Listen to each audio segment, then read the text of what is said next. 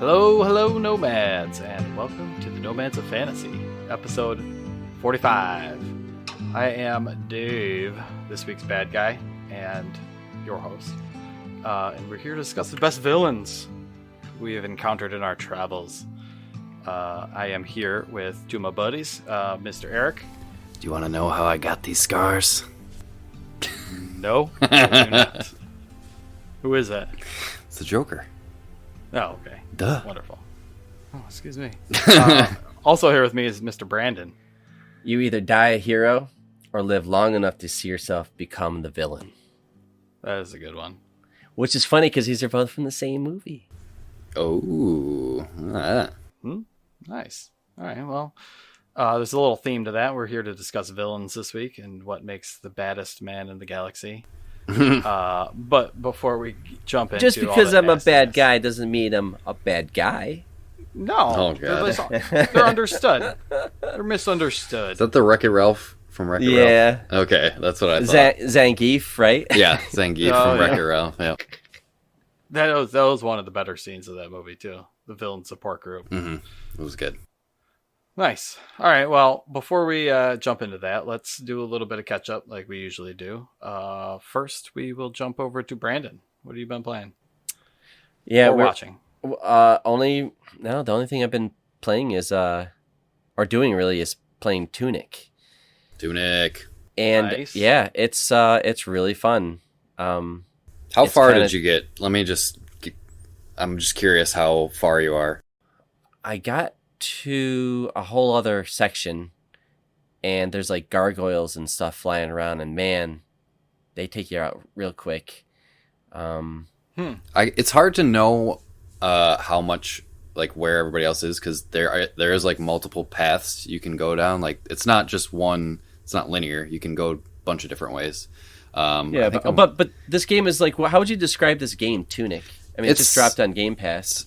isometric, top down, like 3D, like tilt shift style. It's very similar. Old school Zelda-y? Very kinda? similar, yeah, old school Zelda. Kind of looks like the new like Link's Awakening remake, if you know what It that kind looks of like. reminds me of that. But yeah. it's on like a tilted axis almost. Like you're looking at it from a diagonal perspective. You're not like behind the back or anything. So it's like that isometric perspective. yeah.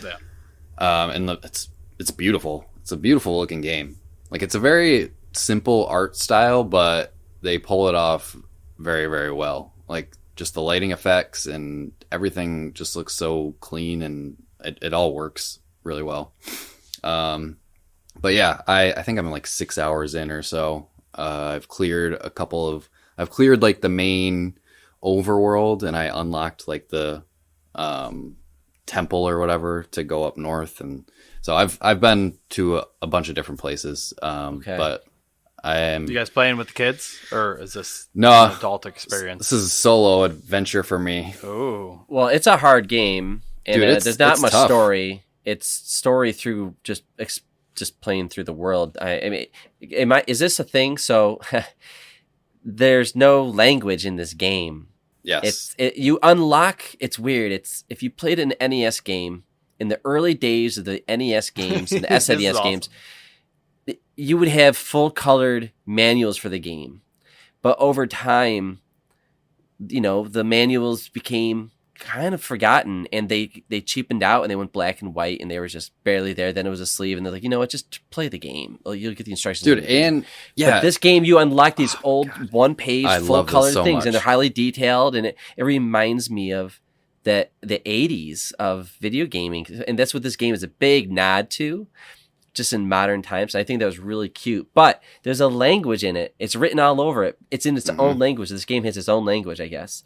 Can I ever decipher that so I can know what the hell that is? It I just don't shows me think pictures. so. The whole point is you're supposed to be using the instruction manual to guide you through the game. Like you'll come across, I don't know, an item and you'll pick it up and you have no idea what it does, or you'll come across like a sign and you don't know what it says. But the manual will, as you collect these pages, will tell you, like, oh, this area is called this, or this item does this. So like you're using this as you collect them throughout the game. You're using the manual to kind of figure out what all of the game mechanics are. Like in the beginning, you have no idea basically what anything is, or you're just picking up these items and you're like, okay, what do I do with this? And then eventually, down the line, you'll find an instruction manual page and be like, oh shit, this is a power up that I can use to level up at one of these shrines, or like this is, something I can use to heal, So it's really cool how they kind of drop these breadcrumbs throughout the game. I think the instruction manual gimmick is like genius. Yeah, It's a forgotten art, because they used to get so much like side art and like story and kind of like explanation on stuff before you played a game, which is kind of cool. It's very, I know, like whatever Souls-like games are top of mind right now, so it's a very easy comparison. I've heard in make. Steam right now. I'm looking at the tags in Steam: exploration, RPG, Souls-like, puzzle, and difficult. Well, it has a lot of the Souls-like elements. Like it has the basically Souls-like combat. You have a lock-on system with a stamina bar, and you're dodging and rolling and countering. Yeah. So Okay. definitely similar to that. And it's also Souls-like in the fact that the game doesn't tell you anything. You have to kind of figure it out all on your own by exploring the world. And like, there's so many. I was just playing Link to the Past like a couple weeks ago, and now I'm playing this, and it's like that plus some of the game mechanics from Dark Souls, which is like the fires and losing your stuff, but you can go back and collect it if you find your old body, and it definitely feels like those two together. You definitely benefit from exploring every single little nook and cranny in this game, because there are so many hidden like little passages and things that are out of sight, but you just kind of like, I don't know, you can go behind a wall, and they do the thing where like if you're behind a wall you can see your shadow moving behind the wall, but they'll have like hidden passages that you can't see otherwise. You just kind of have to explore around each little nook and cranny, or there'll be treasure chests hidden. Like it's crazy how much hidden stuff is in this game, and it does it because it has this like isometric perspective. Yeah. Yes, so I'm always looking behind things. It's so it's got that Zelda feel when I do that. It's just I gotta look. And it's so fulfilling. Like when you find like a little treasure chest hidden behind a wall or something. Like I love that. You always got to check behind the waterfalls. Every video game. Boomerangs. What kind of items we getting here? You are getting boomerang upgrade. You're getting some items. You get the sword, the shield, and then I just got like a grappling hook type thing. The hook shot. Okay. Basically, yeah. I don't know, Brandon, if you've gotten that yet, but there's like these hooks all around the world. I don't know if you've seen those. I know I can get something that I know they're everywhere. This game's got that Metroidvania kind of going on too. Does. You're like, okay, I start off with a stick when I first start the game, then I get a sword, but like, why would I have a stick still? So that stick's going to have a purpose later on, I guess. I missed that stick when I first started. I was wandering around with nothing, and I was like, what the fuck really? is going on here? I walk right past that little door.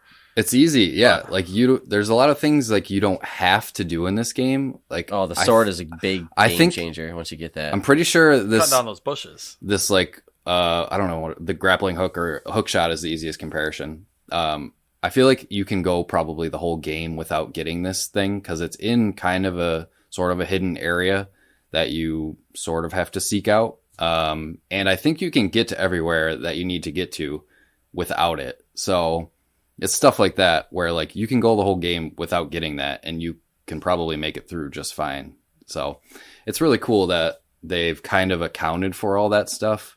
I'm pretty sure I've heard other people like completely bypass the sword too, and they've been using the stick for like 5-6 hours. No way. They're pro then, because it takes so many whacks to kill some of those things with the stick. Yeah, this is another game that I can imagine like speedrunners really going for, because you're not really, I mean, you are sort of unlocking areas, but I think you can get to every area in the game right from the jump. You're basically just discovering like hidden paths along the way, or like, I don't know, there's like a cave where you need a lantern to see, but you could go in there if you wanted to and probably fumble your way through it. Wow. Yeah, the skeletons, and then I was luring them back out and trying to cheese it a little bit. I think everything is available to you right from the start of the game. It's just like you discover where things are as you go through, as you progress. So I think it's really smart. It's a cool really well game. designed. Definitely check it out.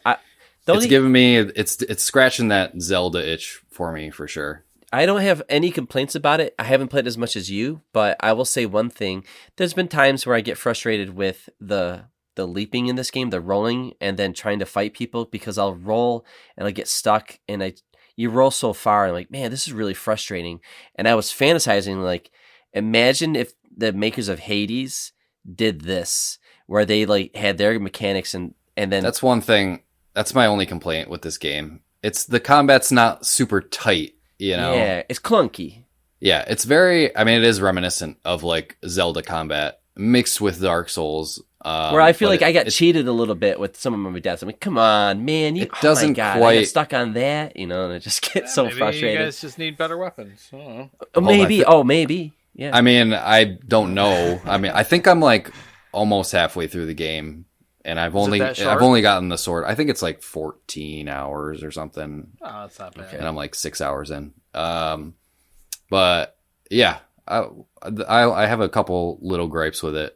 There's been some times where I've gotten stuck on some geometry and I can't get out, and I kind of have to back out and go back in. But that's not a big deal because it basically starts you right where you left off. So whatever, not a huge complaint. But there's been little things here and there that I've gotten frustrated with.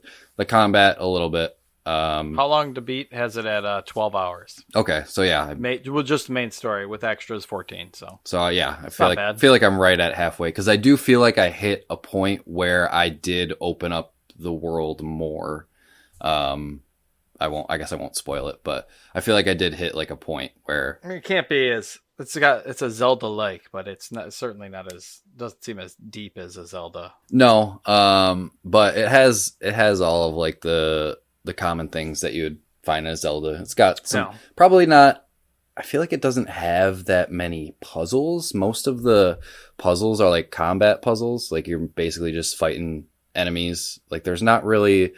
That's the only thing that's a little bit different from Zelda is I haven't found that there's not a ton of like Zelda-y puzzles. It's mostly just you're fighting your way through these dungeons. But that's about it. Cool. It's still scratching that Zelda itch, and I'm definitely going to finish it because I just love the look of it. I love the feeling I get when I play it. So yeah, it's good. Definitely, it's really definitely good recommend it. Just say it's developed by Tunic Team, published by Finji. Mm-hmm. So check it out on Game Pass if you got it. Pretty small team, I'm guessing, put that one together. It's on Steam for $30 too, so it's not even like a full pricer. It's a yeah, it's been in the works for a while. Like I want to say like 6 years, over 6 years or something like that. It's been kicking around for a while, so it's finally out and people are pretty excited about it. And yeah, I mean, I'm always a fan of Zelda likes. You guys know me. I love my Legend of Zelda, so this is definitely scratching that itch in the meantime until we get Breath of the Wild 2, whenever that is. Cool. Either you guys got anything else? I do, if Brandon doesn't. No, I got a couple little things. One little thing was I downloaded the Need for Speed Hot Pursuit remaster that was on Game Pass, and I was playing around with that. I didn't even know that was a thing. It's really fun. Still really fun. That I just wanted to mention that because I spent a couple hours with that on Friday night. I was just like, is that a new release? I think it came out either last year or the year before or something. But I love the Hot Pursuit games as a kid. I love the Need for Speed games, but Hot Pursuit was one of the ones that I played a lot as a kid. You know, you could be the cop or the racer. It has those two different sides of it. I think that's a franchise that should be free to play, and you just sell people DLC or skins. Like imagine it could be Lethal Weapon. You know, it could be RoboCop. DeLorean. It could be whatever. Just like getting like cool vehicles or like buddy cop movies or retro stuff or Ghostbusters. Who knows? Yeah. Forza Horizon is now. That is true. Kudos to you for checking out a old or another racing game because Forza kind of is dominating it. I like. I mean, Hot Pursuit or Need for Speed games are like the more arcadey style. I mean, Forza Horizon's still arcadey, but this is even leaning more into that. you're smashing into other cars trying to take them down as the cops. You're just Did you ever racing. play the Midnight Racing one? What was that one? Midnight Club? Midnight Dub Club, Edition. dude. I OG think I did play some Xbox Midnight Club. online. Might have been 360, but online, me and my roommate, we would play those games, and it was always nighttime racing, and I loved Midnight it. Club and was good. So yeah, it was so cool because you could team up. It'd be like 2 against 2 against 2 against 2. Online, you would just like you and me, buddy. I take him out, so I'll take the corner and you win. It was that's a good the one with the era of 9 Inch Nails hand that feeds in it. That's all I think I'll remember that. Oh, maybe it was like the third one. It was like good the last soundtrack. one. It was so good. Yeah. Nice. The only other thing I had, I also checked out another game that came to Game Pass called Shredders. So this is like a snowboarding game. It's fun. You can tell it's very like indie, developed by an indie studio. You can make the comparison to something like Steep, which was developed by AAA Ubisoft studio. Steep was good. Very polished. This game is not very polished. And there's like, they try to make like a story, you're this like snowboarder who's like a YouTube star, and My goodness. you're trying to make your way up in the snowboarding world, but like, you can tell all the voice actors are like devs. Like it's not good. It is not good That's at all. always a good sign. So I just found myself skipping. You're making me want to play it. But actually. hold on, it's funny. At first, I was like, okay, I could tolerate this, but before every single mission, there's got to be a fucking 1 to 2 minute cutscene. I'm like, oh my god, this is terrible. So I ended up just skipping through every cutscene. And once you get to the actual gameplay, it's actually pretty fun. Some guy spent so long animating. Dude. No, they didn't, because every character in this game wears like a balaclava, like a face covering, so you can't see their mouth, and they're wearing goggles, so you can't see their mouth or their face. So they didn't have to animate any faces. Oh, okay. So it's just so kind smart. of like body animations while they're talking. So A lot of hand talking. voice acting aside, whatever. The gameplay, the mechanics of the snowboarding are actually really fun. I had a good time with it. It's definitely more in like the simulation genre. More akin to something like, Skate in the snowboard or in the skateboarding world, or like, Skater XL or Session, more of those simulation games that have come out recently. Definitely more similar to Steep. But I think even more simmy than that. It's definitely not an arcade game like you find like your SSXs or anything. It's more like technical tricks. You're kind of using both sticks to control how your rider moves, and using the triggers to do grabs, and it's fun. I like it a lot. Yeah, I tend to lean more towards those kind of more simmy type sports games. I find those fun. But anyways, mechanics of the actual snowboarding are fun. But if you're expecting like a, arcadey SSX style, that game's definitely not for you. But once you skip past all the dialogue and everything, it's actually a pretty fun game. So, Well, good. Shredders is out on Steam as well. It's another 30 banger, but it's also on Game Pass. So, sounds like a try. like I said, Reported by. very unpolished. I've run into a bunch of bugs. I ran into one bug where I went off a jump and I was like floating through the air, and I did like 5,000 spins. I took a clip of it. I should show it to you guys. It's pretty funny. But yeah, it's definitely got that indie game feel to it, but it's still fun. It doesn't look like Foam Punch is the ones that made it. It doesn't look like they're a very big studio. So hopefully they can get that big Microsoft money and they can Yeah. keep on. Good keep for them. on I mean, keeping it's on on. Game Pass, so It's they on got Game some Pass. kind of Yep. finance. Yeah. Yeah. But that was it for me. Phil Spencer looks at the downloads. He's like, I told you if you don't hit 10 million downloads, what will happen? You're at 8 million. Come to break some legs. That's a Yeah. real villain for you. You want your full stack developers back? Well, I didn't get into too much this week. I played more Elden Ring, which is Surprise, surprise. par for the course. I did play a little bit of it multiplayer though, it makes things a lot better. Not that they were bad before, but it makes some of those like nasty ass bosses that just punch you across the field like doable. distract or something, or what are they? Yeah. Guy jumped in was like 40 levels higher than me, so Oh well, that makes it a lot easier. it does make it a lot easier. There's a lot of stuff that Is I that didn't know Dale? was going on. It is Dale.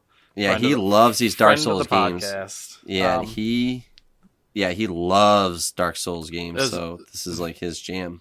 Very illuminating though, to like teach me what a rune arc is and how to equip things, and like I had this sweet ass sword that I got, and I didn't even know how to use like the special move with it. So like,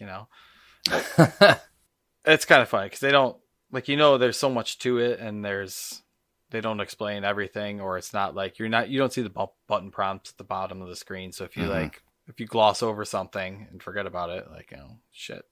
So, it's weird that how bad the multiplayer is in there though, because like it's all about setting runes on the ground, and then it'll pull somebody in. But then if you have a password set to your multiplayer, then it'll pull in like that specific person. I don't know why it has to be so convoluted. It's so weird though. Like I don't know. Just make sites of grace like multiplayer portals, but like even after you go through like a cave or whatever, beat the end guy, it just automatically boots the guy out of the game, and you're just like, fucking, you got to invite him again next time you go somewhere. So, I mean, I guess it's like multiplayer adjacent. I don't know. Yeah, I think their intention is that it's not really meant to be played like fully co-op. It's more to just bring someone in to help you if you're having trouble, you know? So, I don't know. I guess that's their intention, but they make you jump through all these hoops because it's so intense to get to play with a friend. Like if you're playing by yourself, like you want to focus on the game. Like you can't be having like a casual conversation and be paying attention, or else you're gonna get murdered every 2 minutes. So I guess it makes more sense, but it's just how like you said, convoluted it is to get in and out of games. But it is super helpful to have a Dark Souls buddy. I bet. If you're struggling in Elden Ring, find a buddy or hop on Reddit. They'll always. You can dig through the memes. You can find some helpful advice in there. So, other than that, I didn't do too much. I started Guardians of the Galaxy. Got a couple levels into that. That game is super good.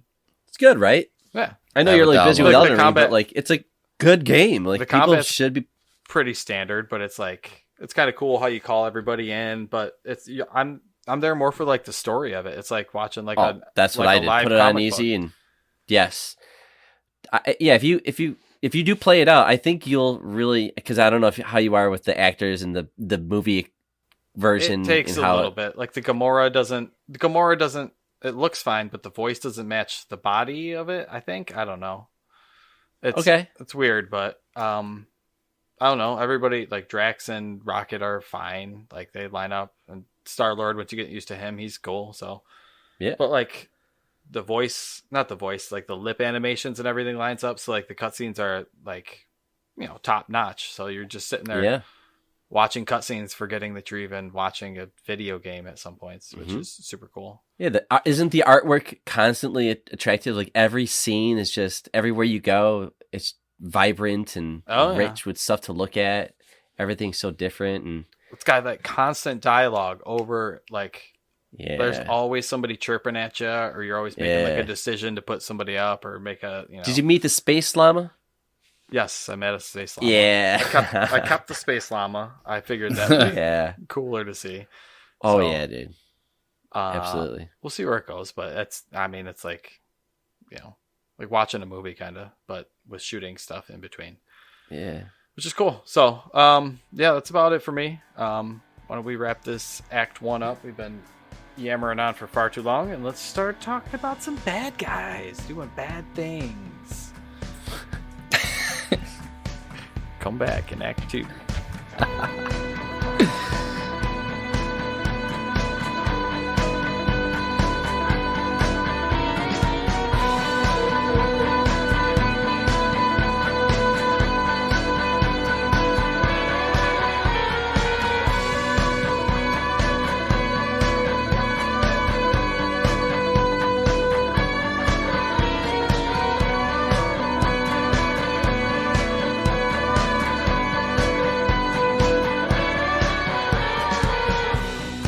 Hello, Nomads, and we're back for Act 2 to discuss our favorite villains in our travels. So video games, movies, TV shows, everywhere. So, but before we do, let's jump over to social. We put the feelers out there and see what the internet had to say. Sure. I tried something a little bit different this week for the social section. Since this is such a broad question, I opened it up to the vastness of the internet and put some stuff out there on Reddit. I posted in a couple different video game, movie, and TV groups just asking what your favorite villains are. I'm not going to read all of these because we got like 60 comments on each of them, so I'll just kind of rip through some of them just to give us an idea of what other people are kind of thinking. I'll give a yay or nay. Okay. Some of them I'm not even familiar with, but I'll just go down the list. Clarence Boddicker from RoboCop. Oh, RoboCop. Yeah, fuck yep. Yeah. About 50 people said Hans Gruber. Yep. Let's see. I'll just rip through some of these. Billy the Butcher, Cuttings and Gangs of New York. Oh, fuck yeah. The Vulture, Hannibal Lecter, Hans Landa from Inglourious Bastards, or Jew Killer. Vincent in Collateral, and Frank Booth in Blue Velvet. Hank Scorpio, Darkness from Legend, Sergeant Burns from Platoon. Well. Darth Vader, Heath Ledger's Joker, Little Bill in Unforgiven. Fuck yeah. Sam Jackson in Hitman's Bodyguard, Goldfinger, Wesley Snipes in Demolition Man. That's a range. Wicked Witch of the West, which was interesting. That's a childhood trauma coming to the surface there. Yep, we had a Voldemort in there someday, because that movie I think holds up very well. But Wizard of Oz, yep. Yeah. Moving into TV, Homelander. Oh, he's great. Yes. Ben Linus from Lost, David Tennant as Kilgrave and Jessica Jones, Kingpin from Daredevil. Yes. Martha Stewart, someone said. Martha Stewart, okay. Trinity Killer from Dexter, Tywin Lannister from Game of Thrones, the Scorpius from Farscape. There's tons of different ones. I was surprised to see the range of people. It just proves what a pivotal role being a villain in a show is. Megamind, someone said. It's a good one. If you don't have a good villain, what do you have? Yep. Video games, we didn't get much. Ganon and Wheatley from Portal 2. Yeah, okay. Replay that one. And then I also did do our normal Twitter posts and our good buddy Jake Iveson. Oh, yeah. Haven't heard from him in a while, but I know he's out there listening. So from movies, he said Khan from Star Trek 2, Darth Vader, Predator. TV shows, Predator, okay. Apophis. I hope I'm saying that right. It's from Stargate. Let's see. Q from Next Generation. Kingpin from Netflix's Daredevil. Video games. Not a bad guy. Pagan Min from Far Cry 4. Sephiroth from Final Fantasy 7, and the Elusive Man from Mass Effect 3. Elusive Man's good too. Yeah. Tons of good choices. It's a lot of good choices there. Yeah. I guess if you're listening this far, make sure to follow us on any Twitters or Facebooks, or I don't know, anywhere you can find Nomads of Fantasy. Find us at Nomads of Fantasy. Pretty much everywhere. And tell a friend. Do us one better. Tell a friend. So, all right. Well, let's start getting into this a little bit. I guess to start, everything. Every best man speech starts with "What is love?" What is love? What do we say? What is a villain? Like, what makes a villain? What defines a villain? Who wants to go first? I mean, I have a couple different ones. These are from Merriam-Webster, as defined by Merriam-Webster. Villain? Character whose evil actions or motives are important to the plot. A character in a story or play who opposes the hero. A deliberate scoundrel or criminal. Or one blamed for a particular evil or difficulty. That's what I was thinking. That last one. Now, it's a particular because it's all about perspective. Because true. when you think about It's the true. range of a villain, when you go from like the Emperor, that dude is straight up evil. But then if you look at the guy, you ever see the movie The Rock? The Colonel, I think it was a Colonel. He was trying to do something good, but in a very violent way. And he was willing to kill to get what he thought his men deserved. But they were both the villains in the movie. So there's a big range. I think that's part of what makes like a villain interesting is their motives, basically. So, a lot of it stuff's driven by power or controlling people, or their mom didn't hug them enough when they were kids. But I mean, without a villain in a story, you just have a bunch of good people, and shit's boring. So, Well, one of my you need a rule breaker. You need somebody that isn't following the norms. If you're telling like adventure or horror or something like that, sure, you need that's when you need a villain, because then you have a hero. Like to every villain is a hero. That's what I was just gonna say. The villain, a lot of times, if there is a hero, which there usually is if there's a villain, the villain sort of acts as a plot device that drives the hero's motivations. Someone who opposes the hero and who, that's kind of what the hero is motivated towards. Thwarting they this highlight villain. And compliment the hero. Exactly. And the other way, because like you can have a very sharp and cunning villain too, to a rather look at Hans Gruber versus McClane. Mm-hmm. This is a blue collar cop, going against a fairly sophisticated criminal, So it goes both ways, but I think they highlight each other's different features. I don't know. I didn't for this exercise. I didn't consider monsters part of this conversation really, because I was thinking about some of those as well. Like alien, like the xenomorph. It's just an animal. I'm with you on That's that. what I was Doing thinking. what it does. I think a villain chooses it knows what it's I doing. mean, you could argue that like the xenomorph is a highly evolved species, and they know exactly what they're doing. It's not all instinct. They're plotting, but I agree with you there that like I feel like it has to be. I didn't consider monsters because I thought about like, oh, it's easy for like a horror movie. Like you could pick like Michael Myers or Jason Voorhees or something like that. But I mean, their motivations, they do have motivations, but they're very simple. Just kill. I like, Yeah. I tend to lean towards villains with much more like complex and, either subtle or, different motivations than just purely like revenge or, childhood that's trauma. boring. I'm not into that. Exactly. People, and not to poo-poo somebody else's interest in it. If they like that stuff, like that's good. Me personally, he's evil because he's evil. Like I don't know. I struggle with that. It depends how it's used, but yeah, I'm with you on that. I that's why I didn't think about monsters or aliens or animals. Mm-hmm. I mean, sure, the shark in Jaws does seem to like eating people. He does. I mean, it's not like common for a shark to repeat eating people. You could say the same thing for like Jurassic Park, the T-Rex or something. But I feel like the T-Rex was just acting off instinct, T-Rex is gonna T-Rex. It's not, yeah. What he does. It's not someone with It's not like the motivations. T-Rex went like out into the woods and has like this little cave and has pictures of people and just stares at them like angrily plotting, thinking about how he's going to eat them. No, it's all about survival, all T-Rex. about instincts. Yeah.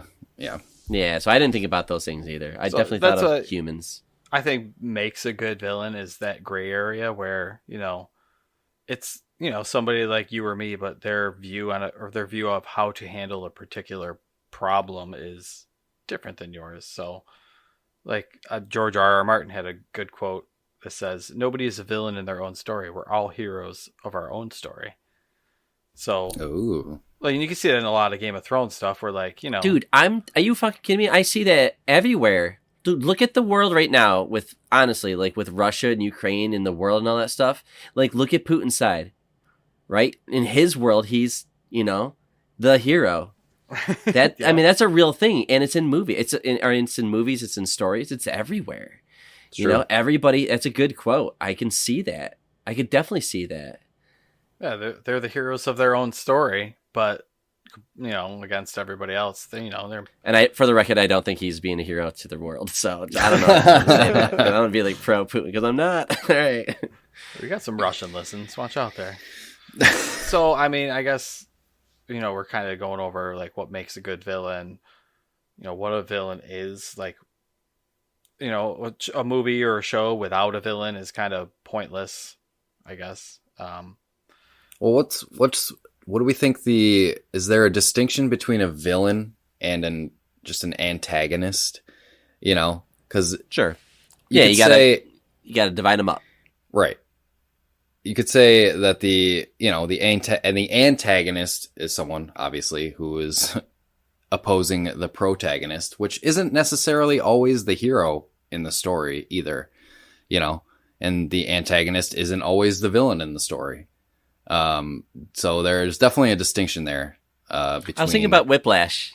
Dude, I brought up Whiplash as well. I was considering picking Fletcher as one of my villains. Yeah. He's not a villain, but no, but he does some pretty villainous things. Yeah. Yeah. I don't know. I think antagonists, you can be opposed to the hero of the story and not be evil. Exactly. But like a villain, Dumb and Dumber, not Dumb and Dumber, Liar, Liar, Liar. What? We root for Jim Carrey, but why? But the other guy, he just can't do the claw. He's just kind of a square. But we're going against him. Same with Mrs. Doubtfire, right? Pierce Brosnan. He's just like this super handsome guy moving in on Sally Fields, and it's true. He's not a bad guy. No. Yeah, a lot of rom-coms do this. I noticed. Yep. Yeah, I guess there is a certain sort of wickedness to being a villain. Willing to hurt other people and not give a shit.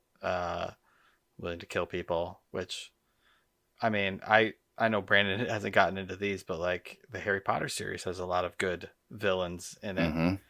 Whether they're just nasty people who don't give a shit or will just kill people, regardless of who they are and whatnot. So this is a weak spot of mine, but Voldemort, right? He's the main bad guy. He's the emperor to... Essentially, yeah. The Dark Lord. What is it about? Sum him up real quick on this, because I know pretty much everyone else we're going to probably talk about, but... We can get to him later. Oh, I'm just kidding. Oh, okay. Do you have him on a specific list for later? All right, no, we'll shelf that. Okay. But just as I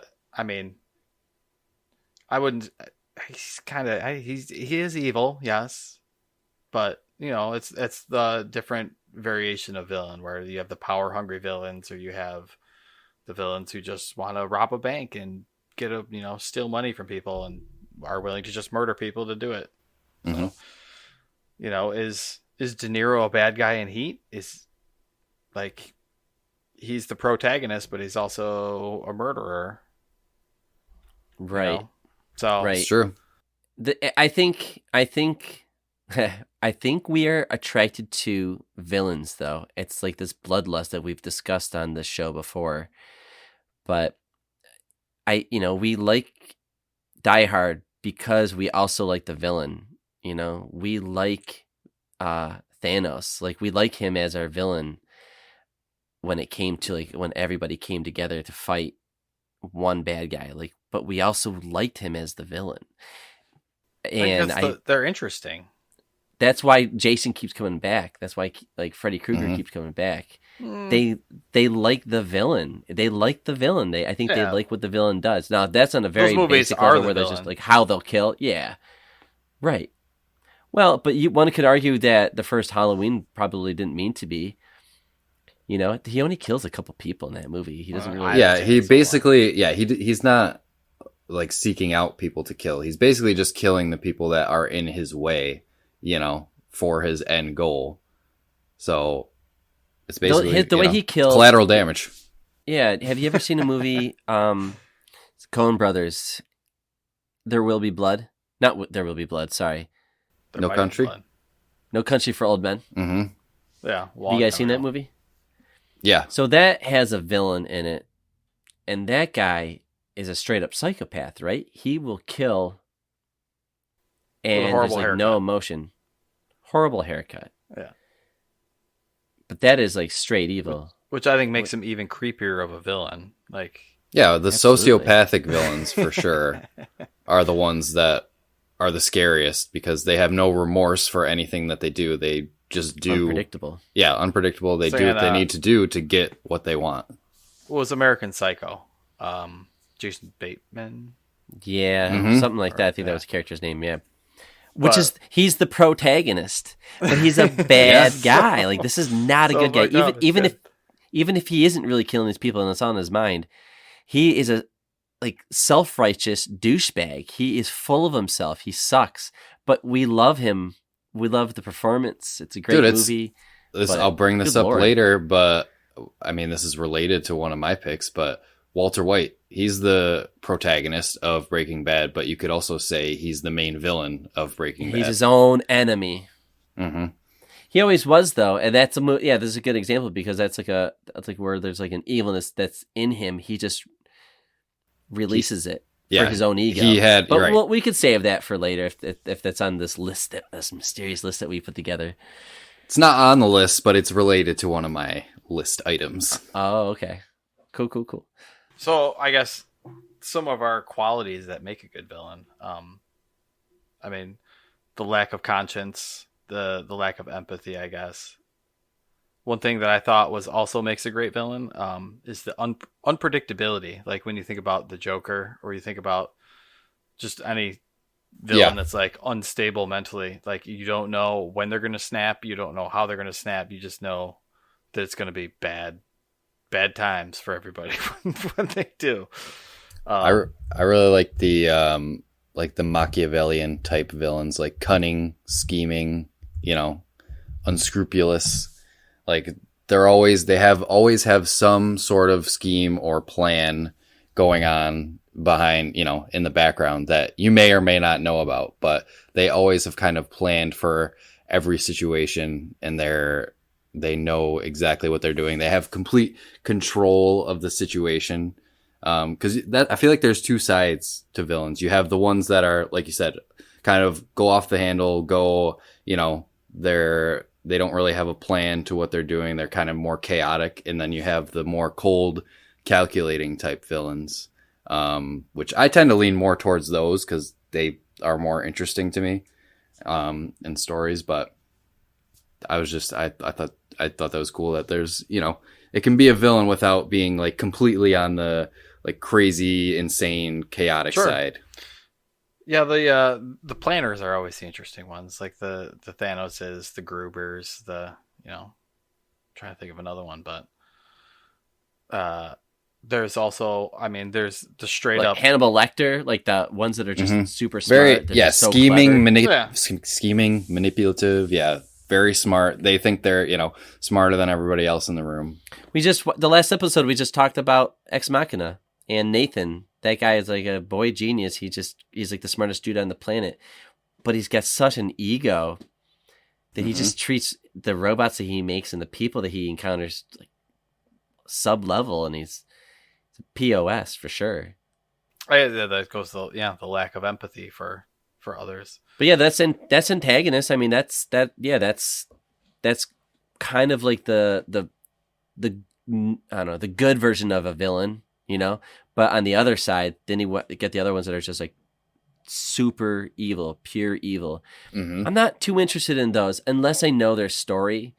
I remember, I'm older, so I was around for the Star Wars trilogies, and you had Vader, and I remember watching the first one and kind of paying attention at least to the story and be like, okay, Vader's like this bad guy. He looks cool. They're telling me he's the bad guy. I see him do bad guy stuff. He's going around killing people, and he's really powerful. All right, I'm on board with that. But the whole thing about Star Wars, at least a lot of it, at least or half of it maybe, I guess, would be Vader's story, because you have that trilogy where it's revealed that he wasn't always like this. He wasn't always the bad guy. It's tough, yeah. Because the more Then you get a whole trilogy where it's about his downfall, and it can lead to a lot of the storytelling if the audience is in there for it. Is if the audience is there for it. Right. And he was manipulated and seduced by the real villain, which is the Emperor. So he's kind of, the Emperor was always the one kind of pulling the strings on Vader anyways. So, we obviously see that Like, he in loses spoilers, his, Return of the Jedi, when Vader kills the he Emperor. loses some of the mystique and some of the like pure nastiness about him, though. When you know the whole story, It's true. It's more. It's just kind of sad. Like you just Yeah. you you feel bad for him. Yeah, That's a good point. Yeah. and there are a lot of those kind of villains where you like you know you feel for them. You can. I think you can empathize with a villain. Like it doesn't necessarily have to be like you know you absolutely hate a villain for everything they do. I feel like you can. All right, the you Joker. can always empathize with a villain. Let's talk about the Joker real quick, because who's the villain? The city? Is it the people? Is Joaquin Phoenix's Joker like a good guy, or is he a bad guy? You know, who is the bad guy? Who's the villain in that movie? I think by his actions, you can kind of say it's the Joker. So he is the villain, right? He just murders indiscriminately to try and cause chaos. But the way they do it, and yeah, of course, and he does snap, you know, and he goes around killing people, but he has like this code where he doesn't. It's funny. I saw this when I was looking up on people defining, you know, what a villain is. They'll show like the Joker kills like 4 people, but John Wick can kill like 400 people in like 3 movies. And that's true. And then it's the same. It's always the argument. It's always the argument, like Uncharted, Brandon. You just played the Uncharted games. Nathan Drake's the hero of the story. He's killing like hundreds and hundreds of people. I mean, you could make this argument with every video game. This is kind of like the whatever pseudo Star or Wars, narrative dissonance. Stormtroopers. Yeah, exactly. It's like they're just the bad guys because they're bad guys. It's like the Nazis in a lot of video games or Indiana Jones. It's like they're automatically bad guys, so let's just kill them. I get all that. Yeah, it's. Well, you know the Nazis are bad guys. That's why it makes it true. So easy absolutely. Just to cast them because just gun them down. Yeah, because you know they're bad guys. So yep. you can kill them without feeling bad. So okay, well, I guess there's one more thing that makes a good villain that we haven't really chatted on. And this one, Brandon, this kind of makes me think that you need to see these movies, but the physically imposing bad guys. So the Mountain from the Game of Thrones, but the one that I think is the fucking greatest is Ivan Drago from Rocky IV. Oh, hell yeah. Okay. Is one of the nastiest men on the planet, and like you can't help but, you know, it's the US versus Russia, you know, back and his forth. body was trained with top Russian science. Yeah. His body was sculpted to be a punching machine. Yeah.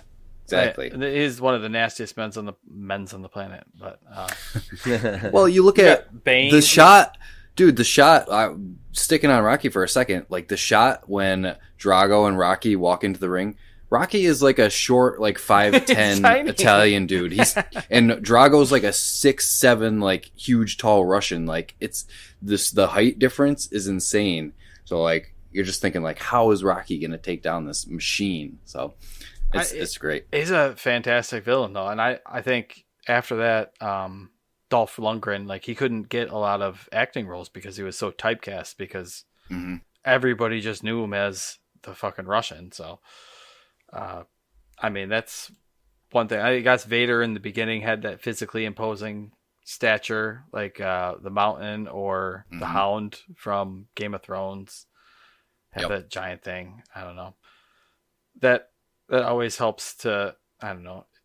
It's the sense that the villain gives you. Like, are you nervous that like the villain's gonna snap? Or are you nervous that like they're physically imposing? Like, this is something I'm just remembering. I wanted to talk about this. Like, just the look of a villain. You know, it's like the hero's got to look cool, right? You got to root for the hero and all that stuff. He's gonna be dominating a lot of the screen time, but the villain has to also look cool. Now, man, I am a sucker for a cool looking villain. You know, dude, yeah. And like Vader, obviously, is like one of the. I mean, Star Wars in general, like they more or less always nail the design of the villains. Even if you don't like some of the material, you got to give him credit. Like, man, that's a cool looking villain, you know? Well, even the Emperor, he's like, all the time.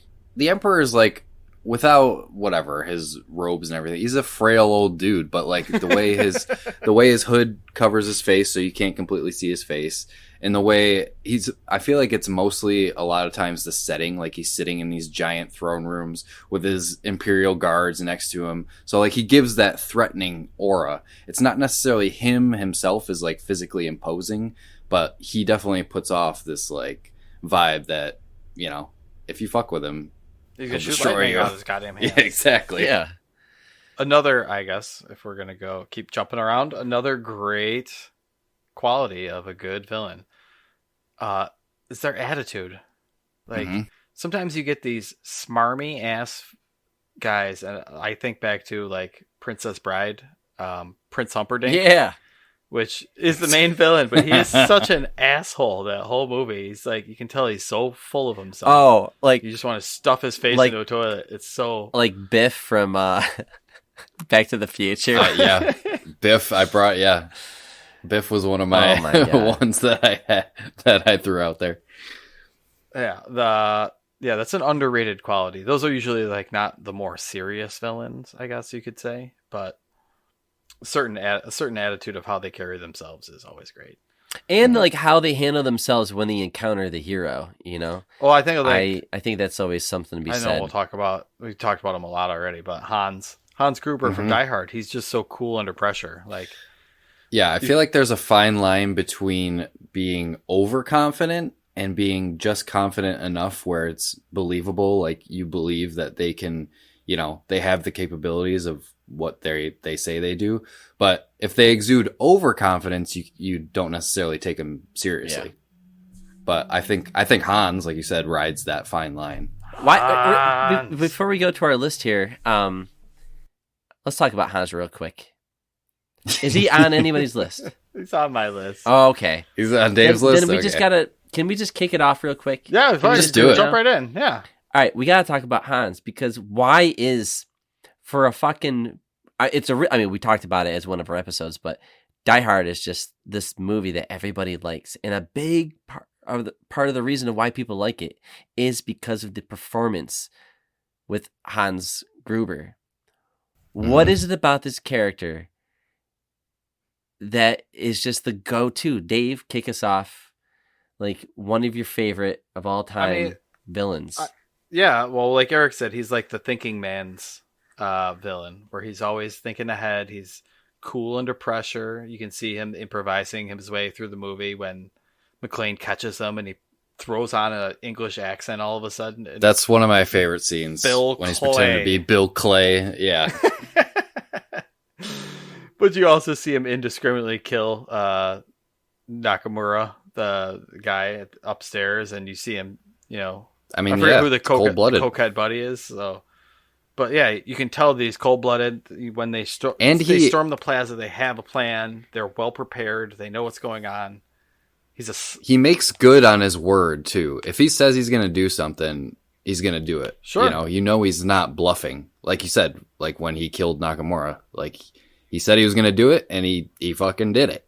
So like, you know, he's not messing around at that point. And I mean, like it kind of gives him a little cheap to call him a criminal just because he's just trying to rob the place. But I mean, he's educated. He's, good at what he does apparently. But what's funny is that like he wasn't even really like the first choice for the role. Technically, they said that they wanted somebody tough but not too tough, and then apparently he was like one of the cheaper options to fill in for the role and just absolutely destroyed it. I think for me, it's like, it's just the actor himself. I think it's the voice. Yeah. Alan Rickman. Props to Alan Rickman. Is just, for sure. He's not even German. He doesn't, he just sounds like Alan Rickman, I think. But he's supposed to be a German, right? Everybody else is German and they have German accents, it sounds like. But I think his voice is just so cool. And I think people just like Alan Rickman. But I don't know, maybe it's not that, but maybe there's more to it. But I think it's just him in general. I think he just was like a really cool guy for that role. Because I kind of want to hang out with him at the bar and just talk to the guy. He just seems like a cool guy to hang out with. Yeah. I mean, he's so cool that they invented his brother and brought him back in the third movie, so which I mean is also a great Die Hard movie too. So yeah, But That's got a good villain. Yeah. Yeah, Simon. Simon Says. But I don't know. That's one of the classics. I felt a little. I didn't want to be like too cliche and just grab one of the popular ones. But like, it's so good that you can't scoff at it. And plus, I also saw that he played Sheriff of Nottingham. Yes, in Men in Tights. Mel Brooks' Men in Tights. Was it Men in Tights? I think he was actual. I don't know. I have to check. Right? No, I'm sorry. You're right. It was the real Robin Hood. I'm sorry. You're right. Yeah. That movie is fucking corny as shit. Cut his heart out with a spoon. Okay. No, you're right. I can picture all that now. Yeah, but no, he was. I mean, Men in Tights is better.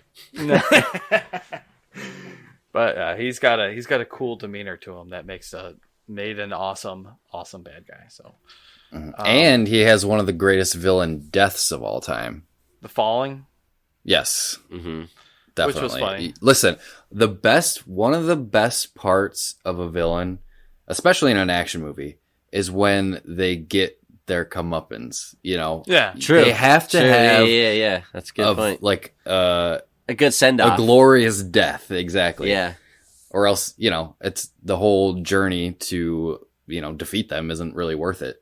Unless you get that huge bombastic ending. So I always think about that as well. The villain has to have, if they end up dying, they have to have a good one. Not Humperdinck, but the one thing about that death that's cool is we discussed it on the Die Hard episode, is that when they were filming it, they dropped him on 2 or 1 or 2, I forget. They dropped it dropped Rickman before the end of the count. So that's why he really has such a good expression on his face when he's falling, is because they scared the shit out of him too. So. That's awesome. I just thought I'd love to hear that. All of you relax. This is a matter of inconvenient timing. That's all. Police action was inevitable. And as it happens, necessary. So let them fumble about outside and stay calm. This is simply the beginning. I thought I told all of you I want radio silence until further... I'm very sorry, Hans. I didn't get that message. Maybe you should have put it on the bulletin board. But I figured since I waxed Tony and Marco and his friend here, I figured you and Carl and Franco might be a little lonely, so I wanted to give you a call. How does he know so much about this? This is very kind of you. I assume you are our mysterious party crasher. You are most troublesome for a security guard. Sorry, Hans, wrong guess. Would you like to go for double jeopardy where the scores can really change? These are very bad for you. Who are you, then? Just the fly in the ointment, Hans. The monkey in the wrench. The pain in the ass. Whoa. Check on all the others. Don't use the radio. See if he's lying about Marco and find out if anyone else is missing.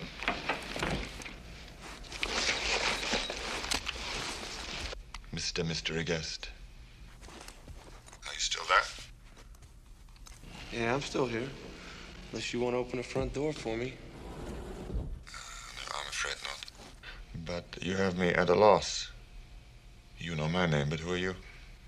Just another American who saw too many movies as a child. Another orphan of a bankrupt culture who thinks he's John Wayne, Rambo, Marshall Dillon.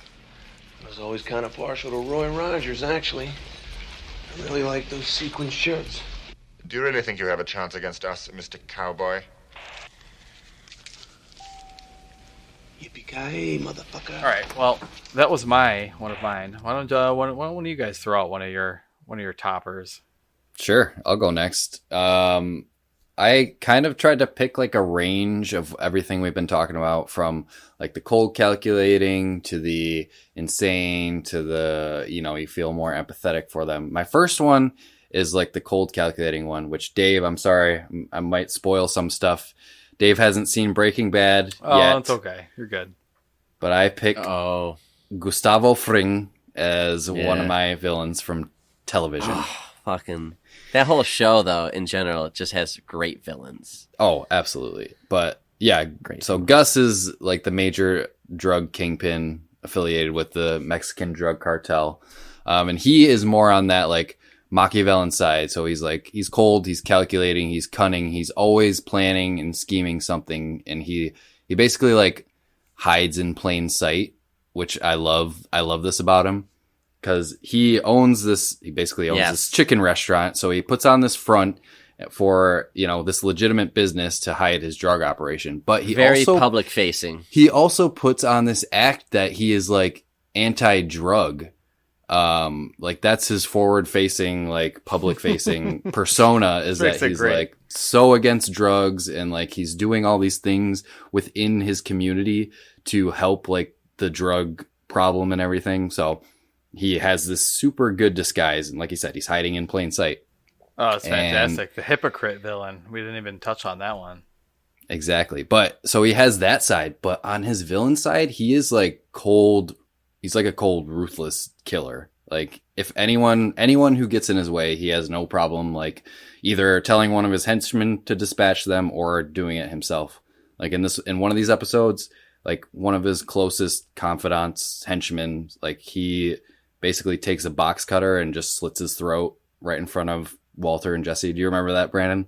Like because one of his henchmen, like I said, spoilers. Sorry for Breaking Bad. The show ended like 10 years ago, more than that. But yeah, dude, one of his henchmen like betrayed him, or he was caught as like a witness in a murder. I don't remember the exact details, but it was fucking fucked up, dude. It was brutal. That scene was one of like the most shocking scenes I've seen. Yeah, you can't go to bed after that scene. You need to like watch like Care Bears. You aren't expecting it at all. It comes completely out of left field. He just like straight up slits his henchman's throat, and it's insane. And he has this one quote that's pretty chilling as well that he tells Walter. Another spoiler. He's gonna he puts out a hit on Walter's brother-in-law, who's a DEA agent, and basically he tells him, he says, "If you try to interfere, this becomes a much simpler matter. I will kill your wife, I will kill your son, and I will kill your infant daughter." Ooh. So he is not messing around. Sounds like a nasty man. But it's all it's all in the performance. Like this guy, dude, is perfect for this Giancarlo Esposito, I feel like was born to play villains. Like he is such a good, like in both sides of his performance are equally great. Like the side of his like front where he's like this anti-drug, public facing figure, and the side of his villain, like cold, calculating, ruthless. Mm-hmm. Like he just plays both sides so well. That's why they put him in The Mandalorian, because he makes Moff Gideon and Far Cry, and then just he's milking that. He's a great villain. Great villain for sure. It always amazes me the way the senses work in connection to memory. I mean, this stew is simply an amalgam of ingredients. Taken separately, these ingredients alone don't remind me of anything. I mean, not very much at all. But in this precise combination, the smell of this meal, instantly, it brings you back to my childhood. How is that possible? Basically, it all takes place in the hippocampus. Neural connections are formed. The senses make the neurons express signals that go right back to the same part of the brain as before, where memory is stored. It's something called relational memory. Don't quote me on that. I'm rusty on my biology. That's very interesting. Walter, I would like to help you if I could. Help me how? Well, when I first started out, I made a lot of mistakes. More than I care to admit. I wish I had someone to advise me. Because this life of ours, it can overwhelm.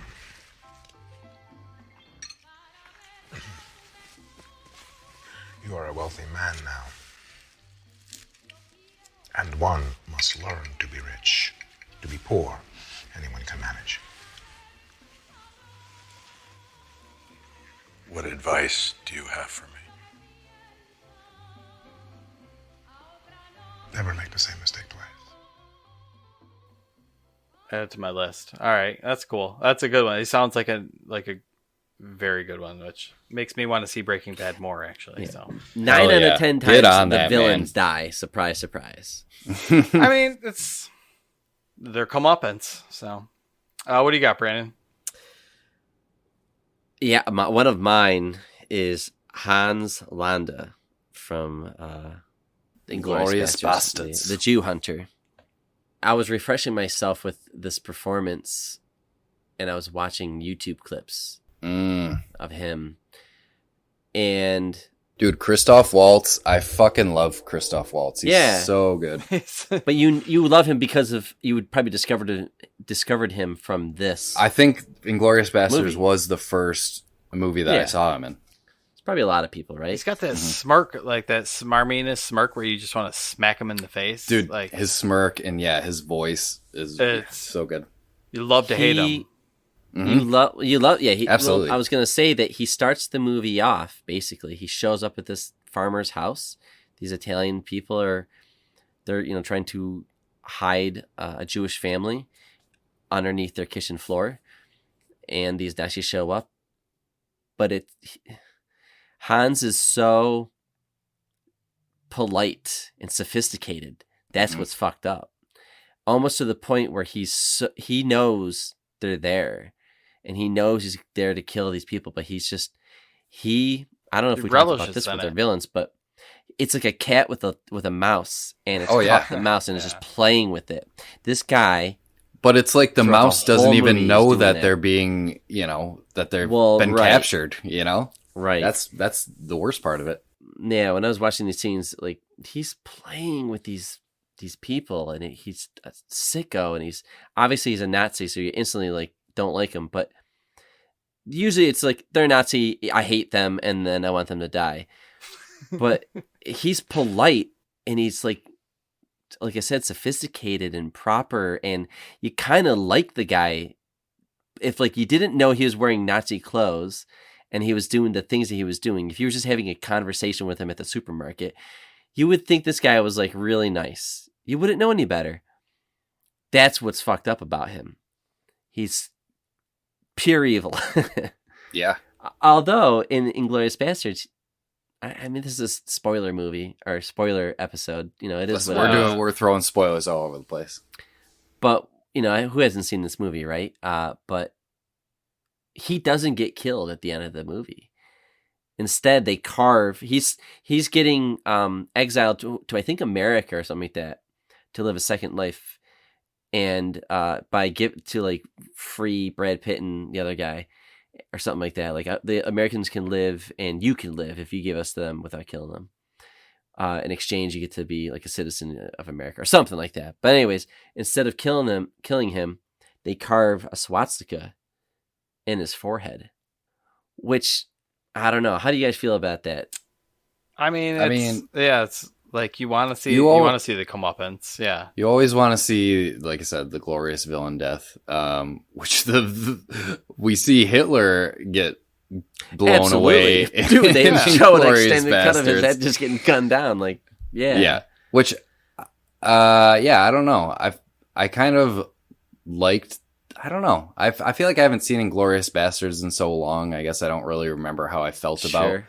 that ending. it's the But- Prince Humperdinck ending, and the Princess Bride. He gets it like they just leave him there. They kind of just tell him to fuck off, and like, yeah, you're like they don't. They don't hurt him. They just leave him tied up there, and they But does he kill though? Does he kill people? Humperdinck. Yeah. Torture, like he's got that torture chamber. I believe I don't know. He usually has his henchmen kill people for him. I think the 6-fingered man and whoever. Right. He doesn't get his hands dirty. He's too much of a douchebag. So Yeah, on the one hand, you'd want to see him, get his comeuppance, but on the other hand, I mean, he'll be forever branded as a Nazi, and if he's being exiled to America, obviously, he's not going to be accepted into society very well. make the rest of his life a hell. Yeah, basically. Yeah, exactly. He'll Yeah. have to, basically live with what he's done for the rest of his life. Oh, that's a good one. I like that. Yeah, Yeah, I mean, sometimes yeah. sometimes death or killing the villain is, it could be an easy way out for them. So I didn't even think about that until you were talking about how, like, you said that earlier, that, like, you know, it's always about that good, like, they're comeuppance. And I was like, damn, one of the guys I picked doesn't really get it, but he kind of does, but just not dead. Right. For Right. you end the war tonight. So, gentlemen, let's discuss the prospect of ending the war tonight. So the way I see it, since Hitler's death of possible rescue rests solely on my reaction, if I do nothing, it's as if I'm causing his death even more than yourselves. Wouldn't you agree? I guess so. How about you, Yutovich? I guess so too.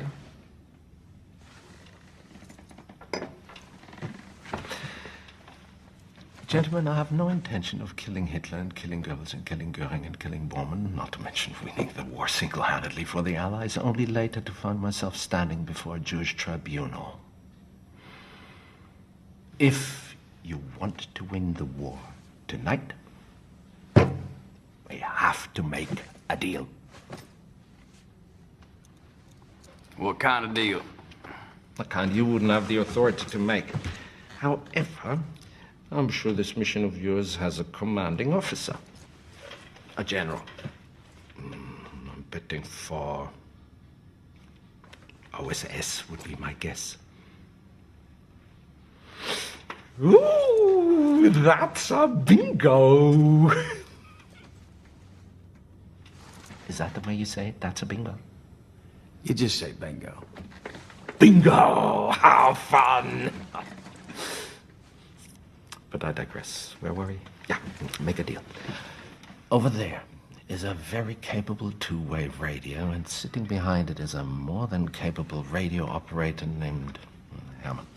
Get me someone on the other end of that radio with the power of the pen to authorize my, let's call it, the terms of my conditional surrender, if that tastes better going down.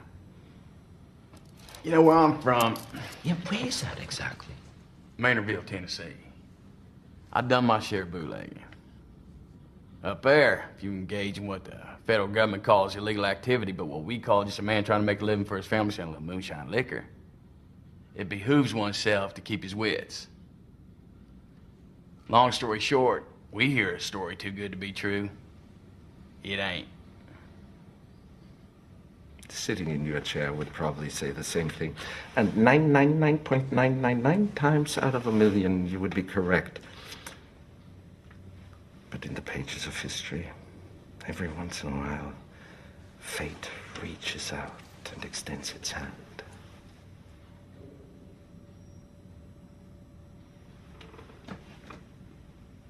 What shall the history books read? You got another one, Dave? Yeah, I do. Sure. No, just one. Yeah, that's it. We're good here.